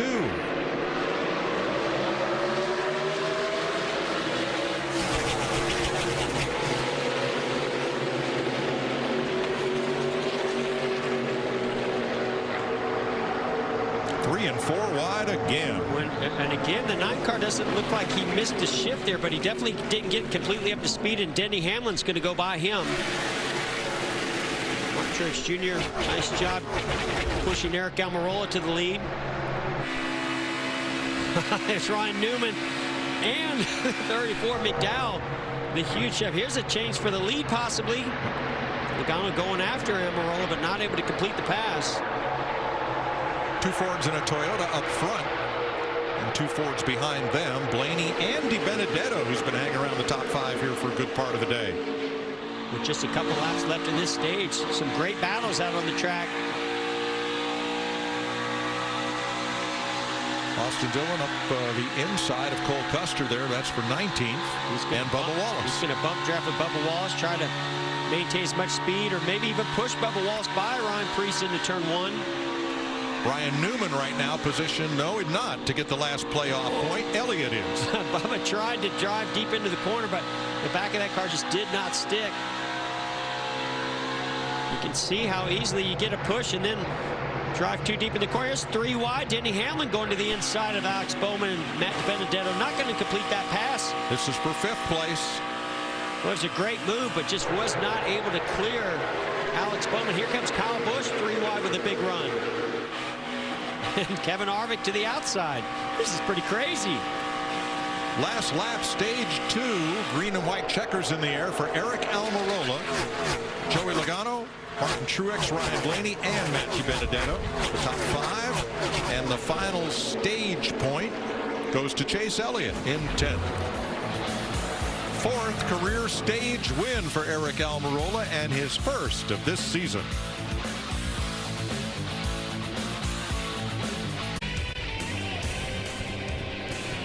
Pit road is open. Should I stay or should I go? A lot of different strategies here. What's going on with Chase Elliott, Matt? Mike, it's going to be a combo platter of adjustments here. Now, they were discussing sending maybe a bungee cord or something through the window so that he can try to keep that shifter in place. He called that off, said he will hold it himself. Meanwhile, you can see the cosmetic damage being fixed on that right rear. Also, a chassis adjustment. He just needs to be so much more freer on that 9. Oh, man, I can't tell you how difficult that is to try to make laps on this tricky track and hold that gear lever in 4th gear with one hand. Ryan Blaney got about a half-turn adjustment there in the right rear and a piece of tape on the nose. He's got a little damage there to the left rear bumper there, too. What do we say we dial up Eric Almirola, Stage 2 winner? Hey, Eric, this is Jeff and Mike, the Fox Sports Studios. You got us? A little bit of trouble finding my light. So let him finish this conversation with his team, and we'll dial him back up. Hey, Eric, this is Jeff and Mike, Fox Sports Studios. You got us? All right, let's try one more time. Hey, Eric Almirola, this is Jeff. You got a copy? Yes, sir. Well, man, we talked to you earlier, and you're talking about that look out the windshield. Well, boy, it's got to be looking good right now. Almost 50 laps led here today. All the previous Pocono races you've run, only 2 laps led. Man, you got to be having a blast out there today. Yeah, I am. This is probably my worst track on the entire schedule, if you look at my stats. So it just means that Boca and all the guys brought me a really good car to overcompensate for the driver. Well, you know what? A little bit of clean air doesn't hurt any fast race car, and some good strategy. Good luck the rest of the way. Thank you. Yep, thank you, boys. Getting set for Stage 3 and the run to the checkered flag in Pocono.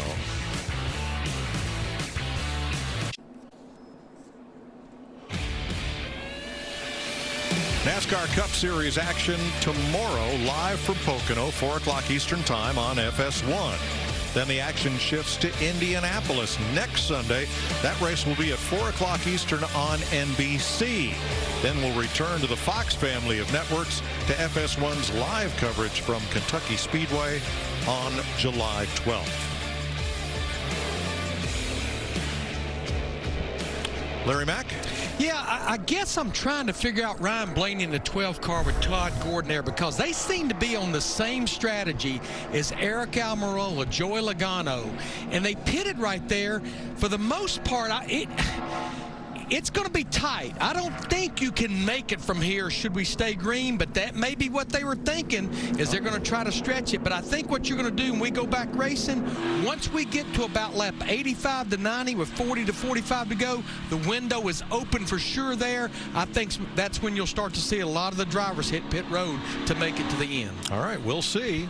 Today's race is the Pocono Organics 325 in partnership with Rodale Institute. Doc and Rose Mattioli that founded this racetrack, one of their granddaughters had a digestive issue and started organically growing food locally to try to deal with that. It not only was it a success, well, it picked up and it became a sustainable business here in the area. In fact, Pocono Organics is feeding our Fox crew on site at the Speedway, and Director Artie Kempner said the food is fantastic. So congratulations to all of them. Job well done, and continuing to do so. It'll be 48 to go when we get the green flag. Here they come. The Chevy Silverado makes a hard left onto pit road, and we head for the Geico restart zone.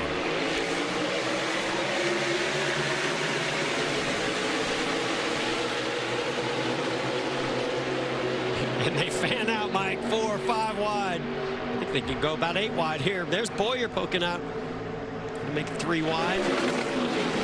Maybe Kyle Busch. Oh, I think Boyer made some contact with the 95 of Christopher Bell. Great battle here for second. Joey Logano, Matt DiBenedetto. How about DiBenedetto? He's been in the hunt all day. Remember, that's the team that Ryan Blaney got his first win with here.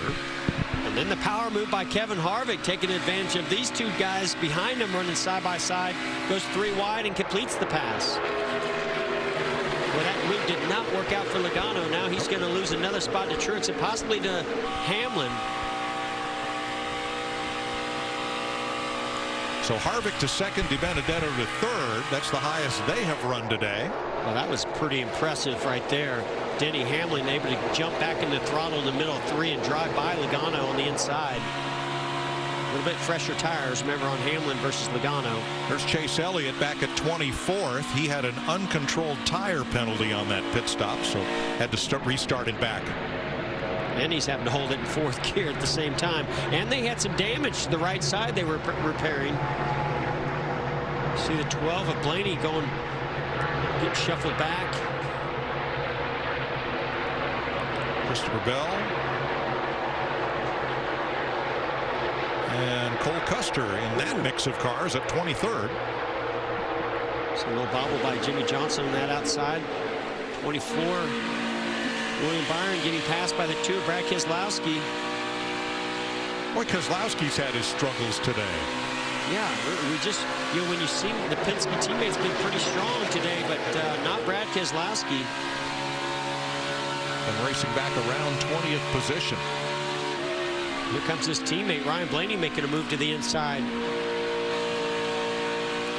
You know, Jeff, the one thing that Todd Gordon may have been thinking there on Ryan Blaney, taking those 4 fresh tires right there, when their window opens, they still may make that green flag stop. Absolutely just a little bit of fuel only. Yeah, it gives them a few different options, doesn't it, that could work out big time for that 12 team later on.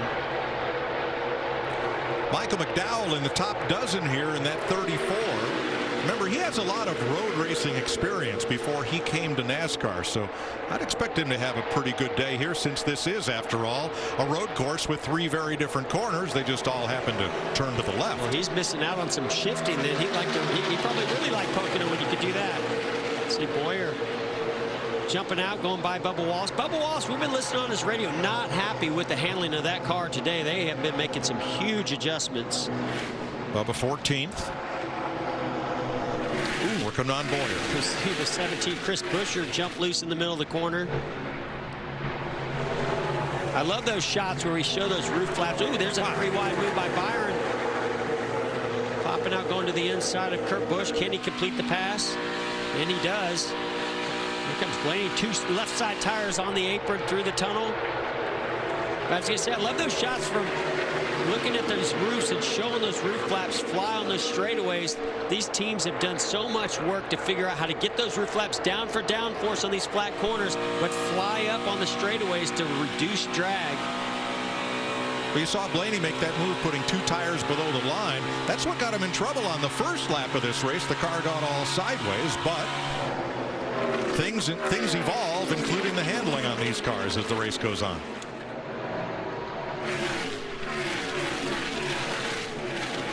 Almirola, Harvick, DiBenedetto, 3 Fords out front. Matt? Mike, the Wood brothers chasing career win number 100. Matty D, solid effort right there in the 3rd position. Says the platform of the car feels so good, he doesn't want to mess it up with any adjustments when they stop next. And think about what this team has done. Due to the pandemic and not having practices, they have really sped up what could have been a very slow learning curve. Effort really equals results here today. Eric Almirola has led 55 laps today, the most of all drivers. Kevin Harvick, several times a bridesmaid here, but never a winner yet. 41 laps to go. We are Almirolling at Pocono. Eric has led 57 of the 89 laps so far. Here's our Credit One Bank ones to watch. And Mike, I love my pick because I'm going with a guy that's 0 for 38, but he just set the fastest lap of this race today. He's in 2nd place. Kevin Harvick's going to get the win. Yeah, Jeff, headed into Homestead a couple of weeks ago, Eric Almirola and that 10 team, they were looking for their first top 5. Now they have 2 in a row. He's looking for his first top 5 at Pocono. I like that strategy that Michael Bugger-Ravitch is doing with that 10 car. Oh, Larry Mack. I'm going to go with the 22 of Joey Logano. Think back to 2012, a win here.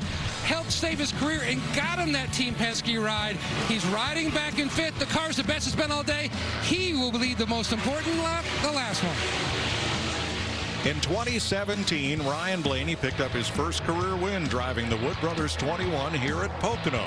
Can some of that magic rub off on Matt DiBenedetto today? We'll see. That's your Credit One Bank ones to watch. Ryan Blaney has come to pit road. And Mike, he did exactly what I said I thought they would do since they pitted under that caution for 4 tires. Just a splash of fuel. The window is opening right now. And here they come. Matt. Logano is in. Look for a small piece of tape to possibly be added to the grill. They've already pulled the tear off. 4 tires for Logano. The car much better through the tunnel turn, which has been the edgiest one for him today. Full of fuel, he's away. Kyle Busch and others in the pit lane. Brad Keselowski. Larry, the fuel window opened to make it from here on just 1 tank. So why are you running this race backwards and stopping now? Track position is king because, Mike, once the window opens and you make your stop, if a caution comes out, people that have not made their stop, they're going to have to pit. So as soon as the window opens, just like a road course, you mentioned it earlier, you get to pit road, you make sure that thing's full of fuel. 38 laps to go. Now, with tire fall off not being much of a factor here, other drivers can stay out for quite a while without taking on any time penalty to those that just stopped. Yeah, I mean, when you're Eric Almirola and you're in clean air, making fast laps, no fall off on the tires, even though you see some of these others on pit road, it just goes back to what Larry McReynolds brought up. The caution can't come out in this scenario for Eric Almirola. He loses this race, Mike, right now if the caution comes out. And Jeff, he can only run about 2 more laps in that 10 car based on the fuel that's in the car. Yeah, Almirola and DiBenedetto are both due for a stop here based on, and here's DiBenedetto in. He's coming to pit lane this time. Almirola stays out with the lead. Well, right now, you know, Eric Almirola's looking at his rearview mirror in that 4-car Kevin Harvick. He's really not thinking about anybody else other than, am I racing that 4-car? So when some of those other strategies are playing out, you got to be real careful of not getting too focused on this car that's right behind you. Kevin Harvick has finished second here 4 times. It is one of the few tracks, Kentucky and the Roval at Charlotte being the others on which he has not yet scored a victory.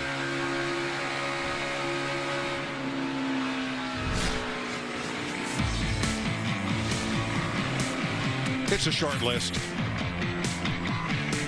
Only 2 starts at the Charlotte Roval, but we have to include that. Kentucky 0 for 9. And as he comes to pit road with Eric Almirola, 0 for 38 at Pocono. Matt? Nice call down pit road for Eric Almirola. He last pitted on lap 45. Takeoff a little bit better this time, but the car tighter near the end of the run. He wants a windshield tear off, no drink, air pressure adjustment on the 10, trying for his first non-super speedway win. His wins came at Daytona and Talladega. Look at Harvick's pit crew. He has been phenomenal on pits on pit road, and that shows up again as he's going to pull out in front by a good margin. Eric Almirola. Now we got to look to see those others who have already pitted where they're out on track. But I believe Kevin Harvick, once this thing cycles through, if it does, will be your leader. Denny Hamlin takes command. 2.3 up on Ryan Newman and Michael McDowell. They all pitted at lap 66, about the same time as Chris Buescher and Ryan Preece. They are your top 5 with 35 laps to go. Hamlin, the season's only 3-time winner so far, out front. We're going to take you Fox side by side. Getting to know you, getting to know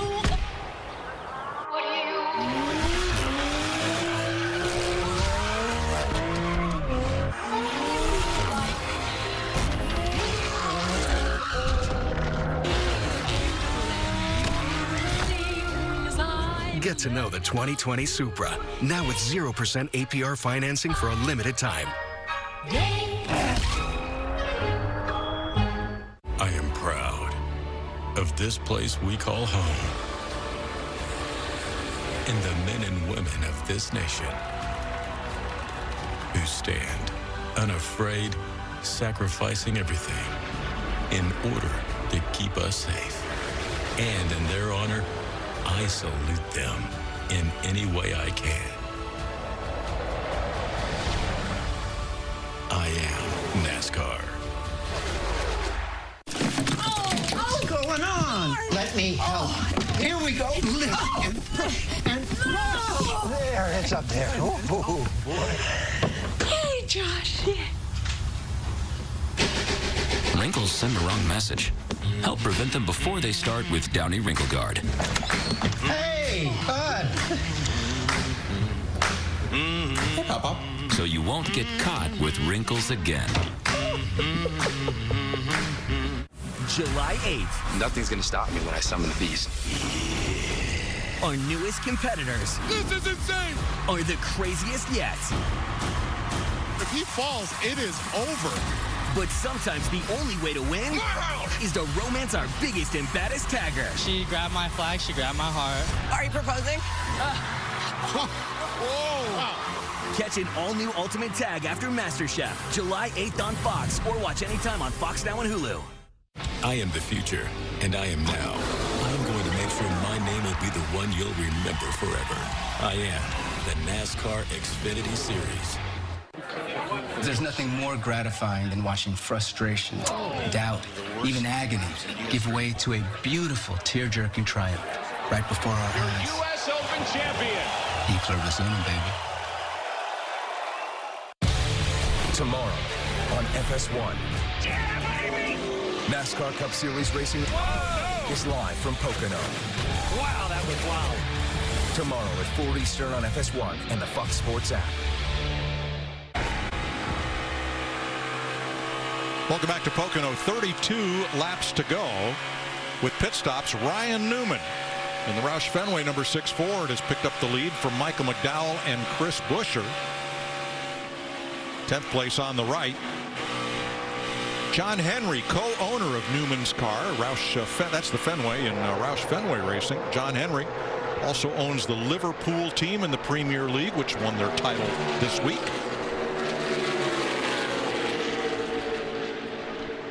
Hopping past J.J. Yaley.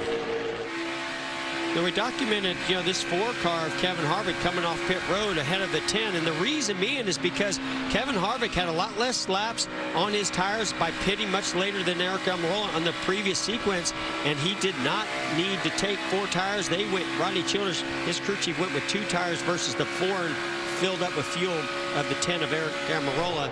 That's the distance that you're seeing. And actually, the 11 of Hamlin now behind Harvick. So when this whole thing, sequences out, if the caution doesn't come out, and you're going to see actually Eric Almirola possibly falling all the way back to 4th position.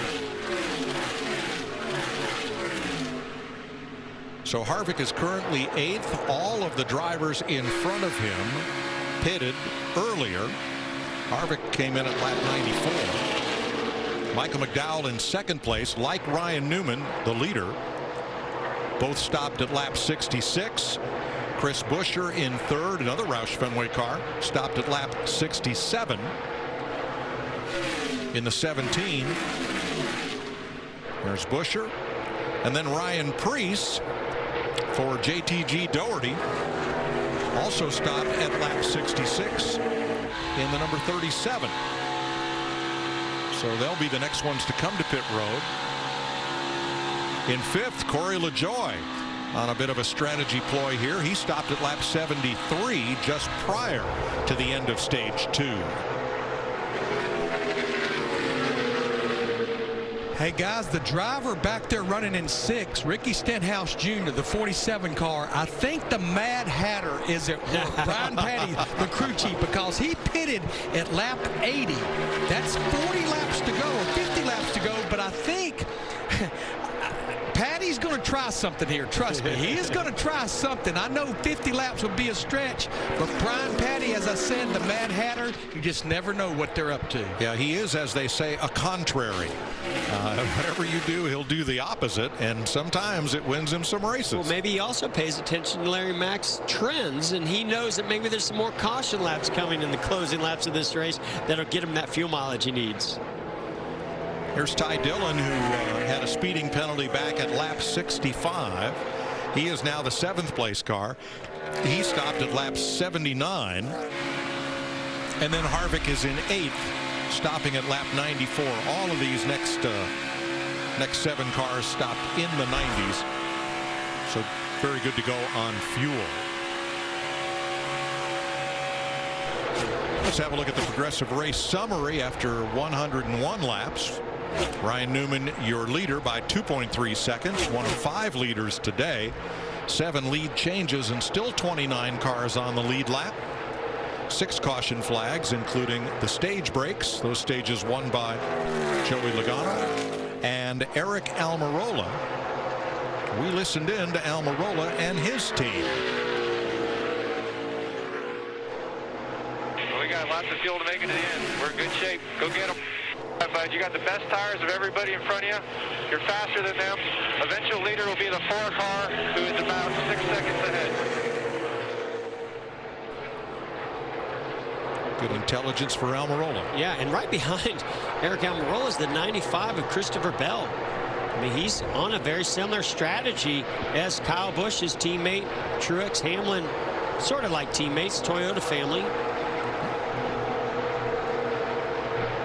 I guess the 2 drivers ahead of Harvick who have a chance, Larry, would be Ricky Stenhouse and maybe Ty Dillon.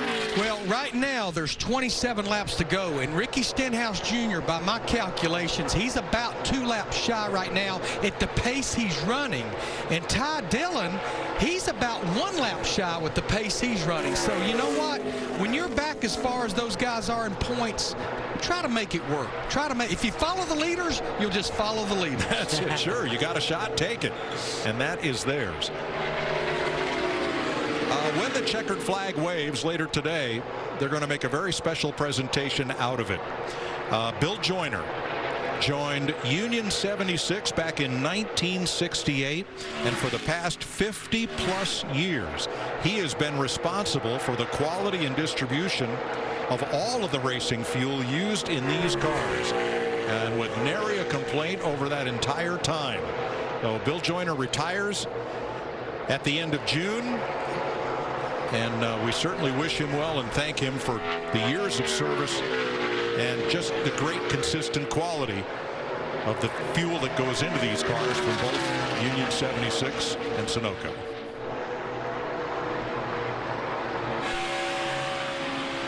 Denny Hamlin was one of the drivers in today's Fox Bet Super 6 game, and he was the odds-on favorite and the most popular pick to finish either first or second. Come on, somebody's got to crack that 110 grand. Mike, as this thing cycles out, Kevin Harvick's our leader, but Denny Hamlin will be in 2nd place when this thing cycles out. So he's in the position that you need him to be in if you're going to win that pick 6.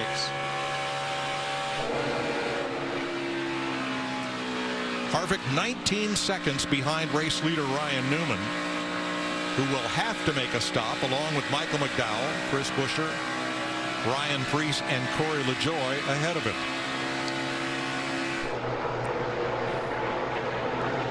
This is the most laps that Ryan Newman has led in a race since the Daytona 500 back in February.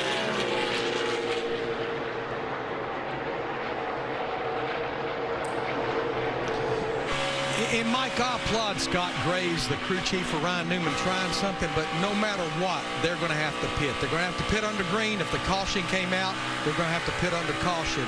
Again, the 2 drivers I'm watching, especially back there, is Ricky Stenhouse Jr. in that 47 car. Harvick has already passed Ty Dillon in the 13.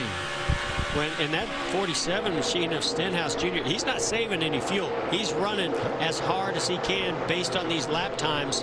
So if they're 2 laps short, they certainly aren't going to save it here under green. Or save enough. Remember, we race right here again tomorrow on FS1 late afternoon on the East Coast. You must use the same car, engine, transmission, rear end, radiator, all major components carry over from today to tomorrow. And the top 20 finishers today will be inverted for the starting lineup for tomorrow. So we talked about today for Kyle Busch, he still has a chance to win this race, one of those drivers that pitted in the 90s. But most importantly, as we said at the top of the show, Kyle Busch misses having practice sessions for he and Adam Stevens to dial their car in. Today, they have a practice session of 325 laps for tomorrow. Yeah, 130 laps here. I mean, I expect this 18 car to be very fast tomorrow, even though they've missed it a little bit here today. Still a pretty solid run. But tomorrow, with this practice session and that debrief with his crew chief, I have a feeling he's going to be on fire. Of course, he's going to have to start back a little bit further because of the invert. That's 325 miles, 130 laps today. Ryan Newman leads with 22 to go as we take you Fox side by side. We design and engineer in America and assemble more vehicles here than anyone else.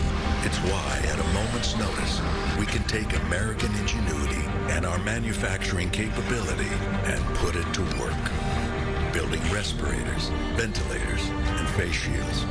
Building what we've been building for over a century. An unbreakable connection between the Ford Motor Company and America.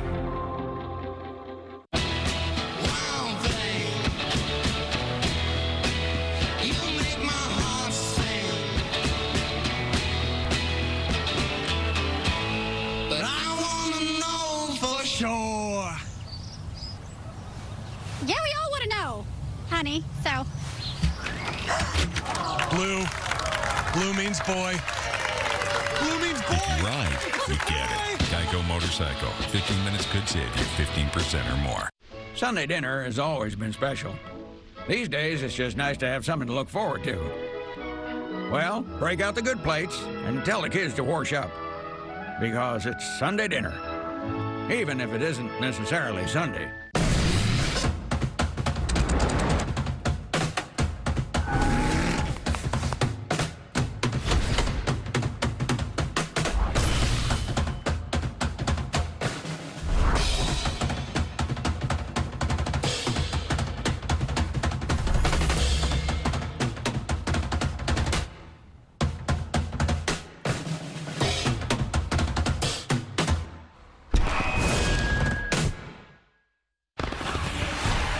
Friday Night SmackDown is all new.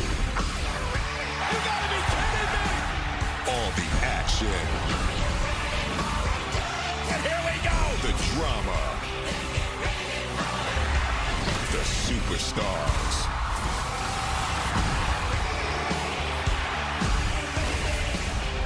All new Friday Night SmackDown at 8 Eastern on Fox.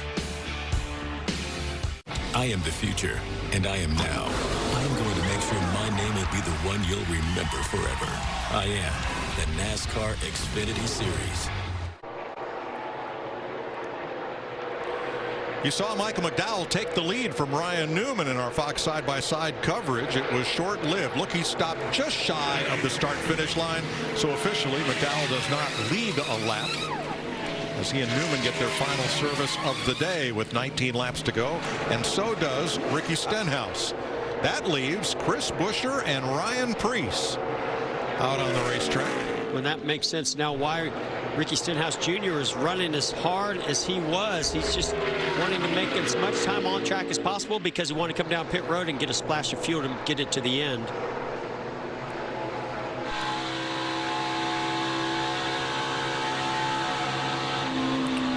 Buescher's one career victory came here at Pocono.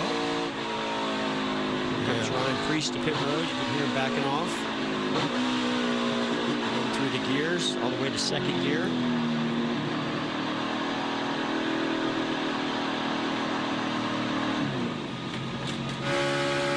So this will move Kevin Harvick into second, 11 seconds behind Chris Buescher, who must stop within the next lap or two. And then it'll be Harvick, Hamlin, Almirola, and Truex.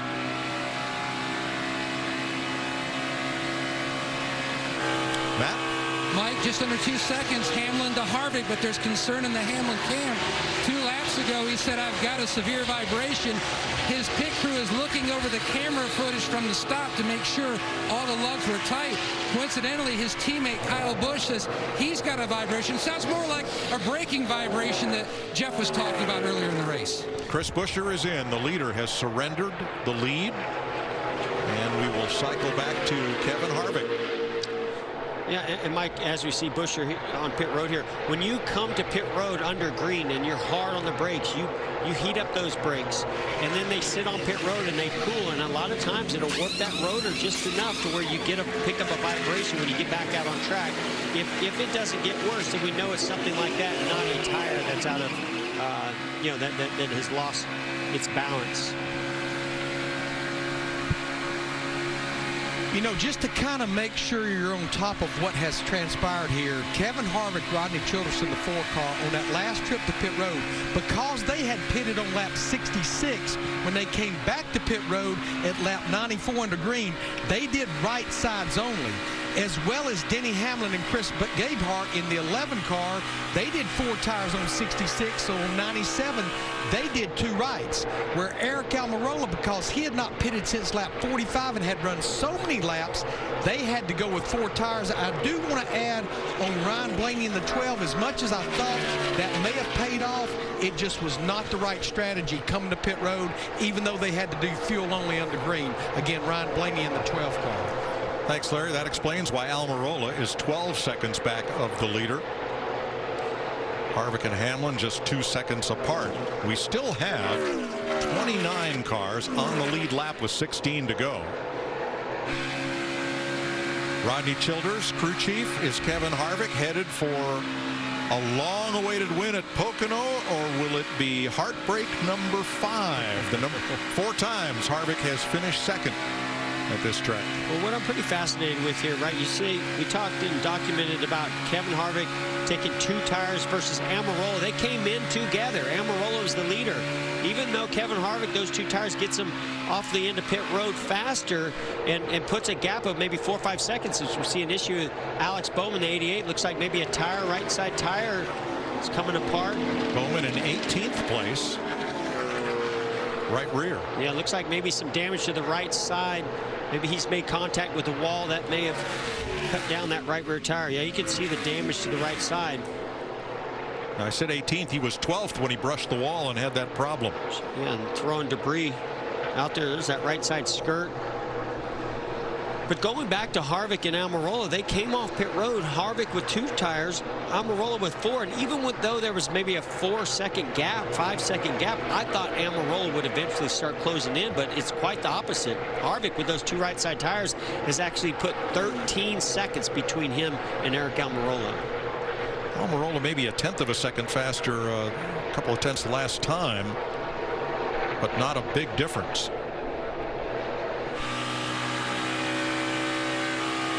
So Hamlin still 2 seconds back of Kevin Harvick. Almirola 3rd, Truex 4th, Christopher Bell in 5th. Nice run for the rookie, 16 seconds back, but in good position to score a top 5 here. And going to make a move on his teammate. Well, I keep saying teammate. They have an alliance with Joe Gibbs Racing, at Bob Levine Family Racing. So great run by Christopher Bell, going by Martin Truex Jr., picking up that 4th position. Here comes Kyle Busch with those left side tires. I don't know if that was going to pay off for Kyle Busch, but it is right now. He's got a fast race car here late in this run.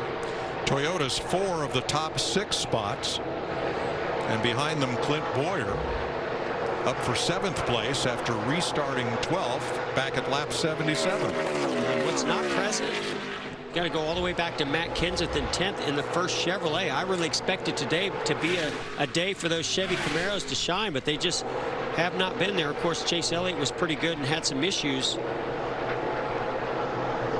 Nobody's surprised Matt Kenseth in the top 10. No. There's Kenseth ahead of Blaney and Keselowski as this cycles through, and we have 13 laps to go. Now, Michael McDowell took the lead, stayed out, was one of the last to pit along with Newman. Got great service from his crew, and he's in the top 10 with 12 to go. That's a great well done for Michael and this race team.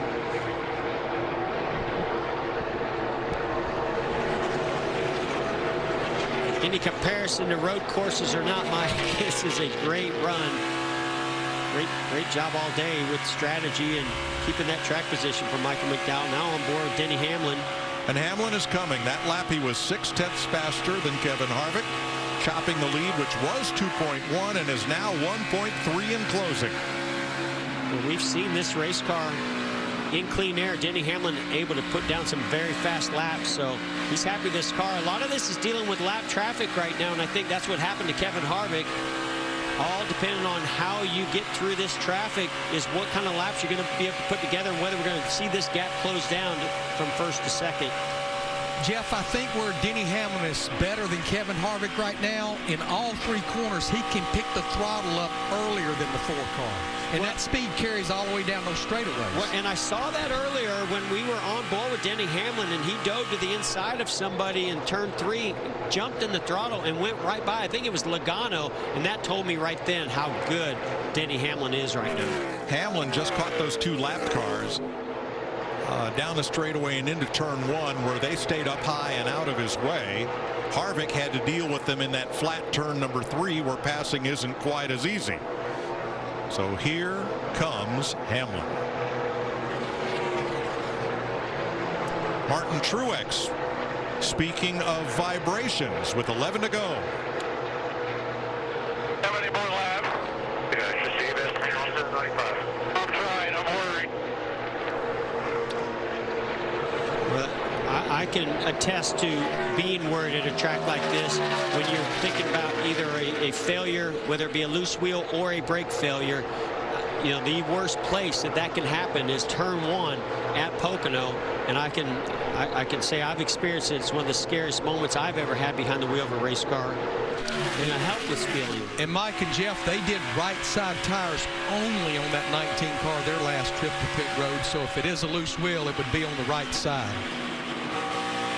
Speaking of strategy, one player currently has 5 out of 6 correct in the Fox Bet Super 6 game. That grand prize is up to $110,000. But you got to get them all. Got to get them all. And we've seen things change in the last lap of some of these races that can make you either a winner or a loser.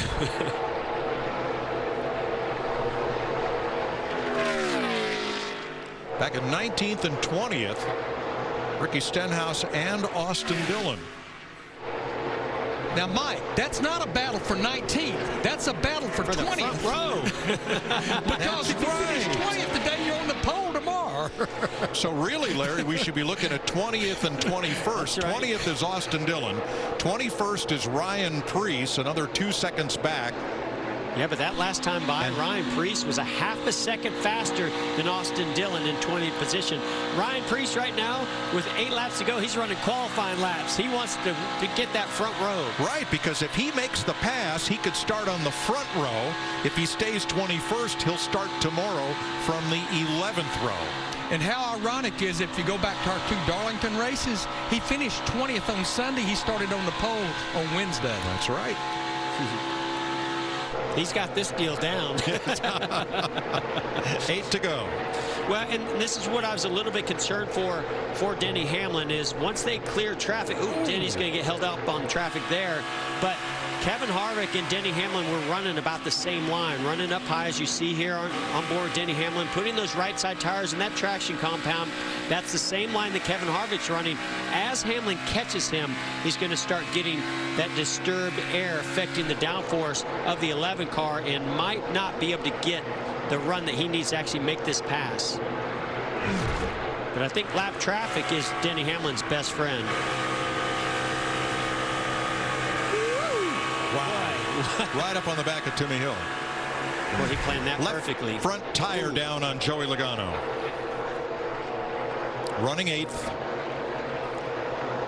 And remember, you got to keep this car in shape because you have to use it tomorrow.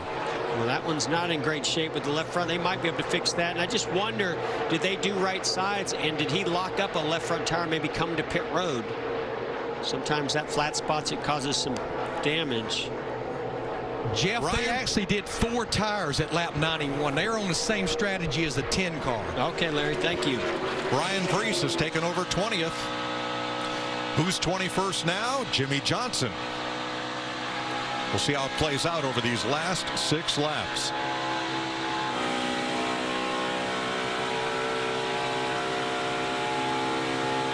And the gap between them is about 4 seconds. Yeah, we'll keep an eye on these lap times. That last time by, Ryan Preece a little bit faster than Jimmy Johnson, so we'll keep track of that, see if Jimmy can close that gap. All right, Denny Hamlin has the lead down under a second, Matt. And it's pretty much leveled off right there, Mike. He's been bouncing back and forth. It says the vibration has gotten significantly worse. You can hear it in his voice. He's just trying to hold on to the finish. He might be saying and worried about that vibration, but he is not backing down. He is running very fast lap times and dicing it through these lap cars, trying to catch and run down our leader, Kevin Harvick. All right, man, my problem is if we take 4, we'll end up about 18th or 20th, and I'd have to take 4. I can't be confident which side it is. So they feel pretty confident it is a loose tire, not a brake issue. 5 laps to go. Well, that means you can either maybe finish second today, or you could start up front tomorrow. But Larry, I would have thought that they would have known because they just came down here, unless he had a vibration prior to them coming down and getting those right side tires. Yeah, because they changed 4, but that was all the way back on lap 66, Jeff. So yeah, it's been a while that those left side tires have been on there. Hamlin trying to keep it together for 4 more laps. Harvick trying to score his first Pocono victory, and his margin now increasing slightly, 1.2. Well, it increases, then it decreases. All depends on how Kevin Harvick, our leader, gets through traffic and how Denny Hamlin times his passes on some lap cars. And this is probably not going to help Denny a whole lot, as he was side by side with Corey LaJoie coming off of turn 2 or turn 1. Yeah, he's just not catching the cars at an optimal place, which would be on the straightaway, not the entrance to the corner. You can see here Harvick being held up a little bit behind Bubba Wallace, so that's going to help Denny Hamlin close this gap. Kevin Harvick's got to make quick work of this, and he does. Bubba's not been happy with the handling of his car today. He has been the first, or he's now the first car 1 lap down, but had been on the lead lap up to this point. And look at Denny Hamlin. Is going to get a nice toe off the 43 machine of Bubba Wallace. Should make this pass into turn 1. See if he can dive to the inside and make it quick and clean, and he does. Boy, that helped him a lot close that gap to Kevin Harvick. Sure, Jeff. Everybody fights the leader because everybody wants to stay on the lead lap in case a caution comes out. It makes the second place car's job a lot easier getting through the traffic once they've already gone a lap down. Yeah, once you've gone a lap down, then you pretty much move over for the next guy that comes through, unless you see a lap car behind you that might take you out of that free pass position.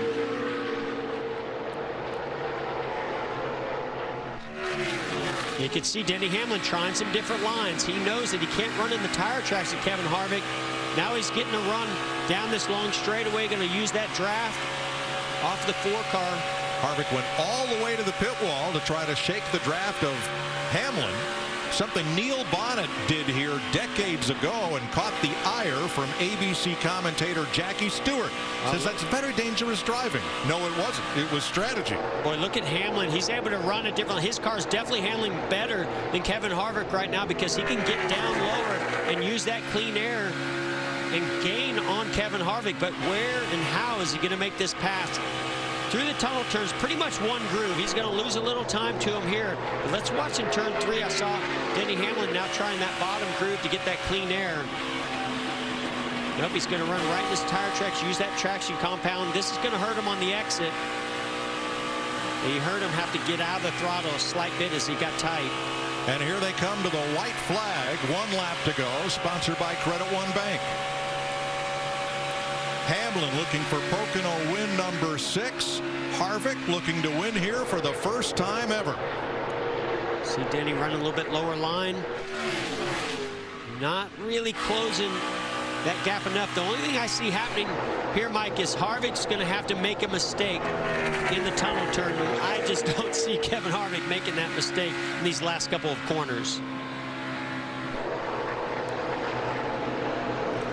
Harvick did break the draft going down Long Pond straightaway. Hamlin unable to gain ground in the short chute for the final time and onto the front straightaway. Kevin Harvick at Pocono finally is a winner. Good job. Way to do the strategy. What a turnaround. Great job, guys. Awesome. Thank you. Hamlin second. Now here comes Almirola, 15 seconds back for third after leading 61 laps today. Christopher Bell gets a fine 4th place finish for the rookie, and Kyle Busch rounds out the top 5. And Ryan Preece, 41 seconds back of the leader. He's gained 6 seconds on Jimmy Johnson over these last few laps, and Preece is going to score the pole for tomorrow's race. That's a great run to the finish. No, go ahead, Mike. I was just going to say, what a great win for Kevin Harvick. Really putting a season together here since we've gone back racing with some big wins, and this one's got to mean a lot. I mean, to come to Pocono, a tough racetrack as many times as he has, and to now finally pull off the win, the way they did it too, was impressive. Harvick becomes the 2nd driver this season with 3 wins. The other finished right behind him, Denny Hamlin. And it's the 10th season in the NASCAR Cup Series in which he's won at least 3 times. And all 3 victories, as you said, Jeff, came in these last 10 races since our return to racing after a 10-week break for the pandemic. 52nd career win, 12th on the all-time list. 58th win for Stewart Haas Racing, spread among 6 drivers. And the 8th win this season for Ford. And the 24th time the Blue Oval has gone to victory lane at Pocono. By 3/4 of a second, Kevin Harvick scores at Pocono. 1 for 39. Sounds a whole lot better than 0 for 38, doesn't it?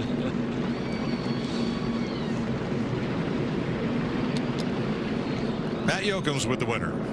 No burning it down today for the 4 car. They'll have to use this tomorrow. And Mike, like you mentioned, 4 times Kevin Harvick finished 2nd. Finally broke the streak. Now only Kentucky and the Roval left to put a check mark next.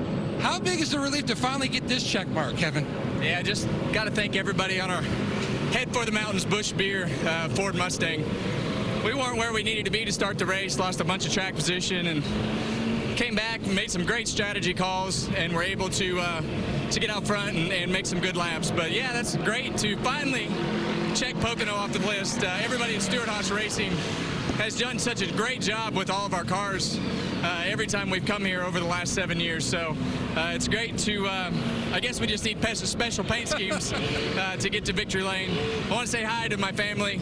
I know Keelan raced all day, and you know, Delana and Piper and everybody at home. So just really proud of everybody, and just glad it didn't rain all day. So you've got a Darlington, you got an Atlanta, you got a Pocono. Now you got a chance to go back-to-back for the 7th time in your career. You saw the strategy today. You got a great race car. Size it up for tomorrow, starting 20th.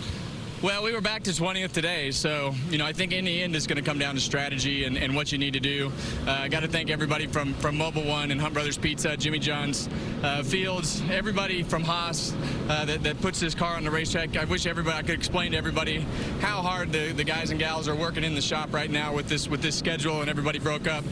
We appreciate all you guys at Stewart Haas Racing, and thank you to all the fans. I wish you were here. This isn't near as exciting. I feel like I'm like my 7-year-old. I've got got all this pimped up energy, and I'm just going to share it with nobody. Keelan Sr. in victory lane. Great win for Kevin Harvick today, his first at Pocono. There's the checkered flag that he will sign, and that will go to Bill Joyner. Well deserved on both ends. Harvick the winner over Hamlin by 3/4 of a second. More for Pocono after this.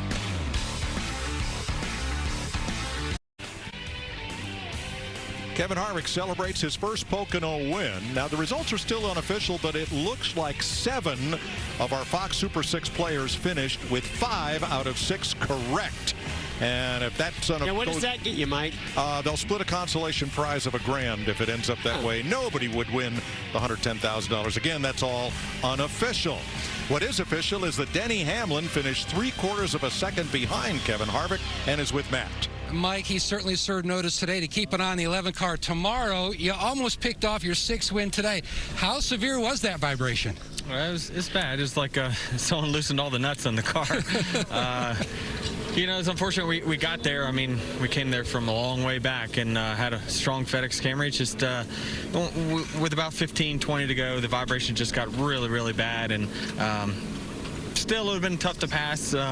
You know, even though we got there, it was going to be tough to get around them. But, man, our car was extremely, extremely fast and optimistic for tomorrow's race for sure. All right, keep an eye on that rocket tomorrow, Mike. Denny Hamlin came close to that 6th Pocono win, but won't get to hoist that trophy this afternoon. Better luck tomorrow, and it's the first time we've ever been able to say that. Yeah, right. By the way, I don't know if anybody's hoisting that trophy. That's a heavy one, Mike. All right, here's your pole sitter and 3rd place finisher with Matt. And speaking of horses, his Mustang certainly was fast today, but you crushed it big time in the points, leaving race 1, getting ready for race 2 here in Pocono. Yeah, and Booga and I talked about it coming here. You know, this is a great opportunity to score a lot of points with a doubleheader. If you unload and you have a good car in the first race, you know, you have an opportunity to score a lot of points in 2 days. And our Smithfield Ford Mustang was really, really fast. Just we opted to score a lot of points, and that probably hurt us on strategy a little bit. But I'm proud of Booga and these guys, man. They've been bringing some awesome race cars. Felt like we were tit for tat with the 4 when we were on older tires there and in clean air.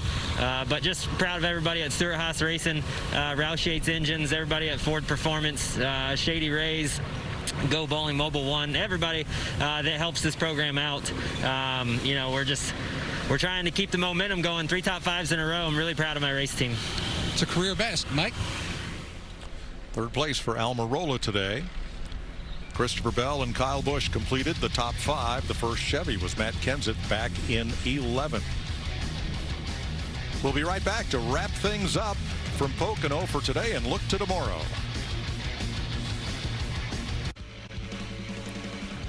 A big day for Ford with 6 cars in the top 10 with 4 different teams winning the Pocono Organics 325 in partnership with Rodale Institute. Tonight on Fox, Gordon Ramsay's 24 Hours to Hell, and then Lego Masters and Ultimate Tag.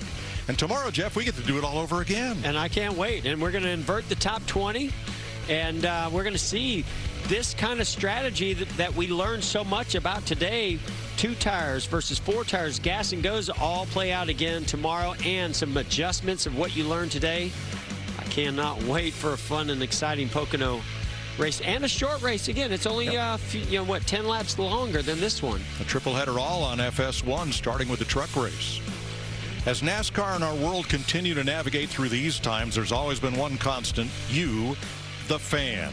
This is our final race of the season on Fox. We'll carry you the rest of the way on FS1.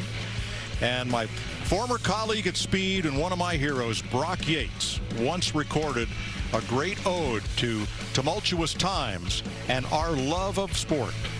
Thanks from all of us here at Fox Sports for watching.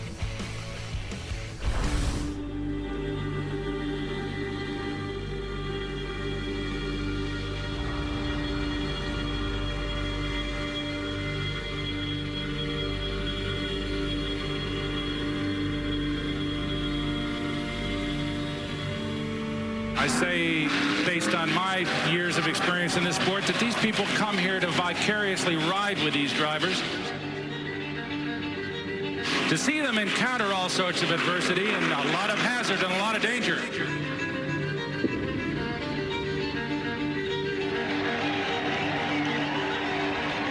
But they want to see them survive.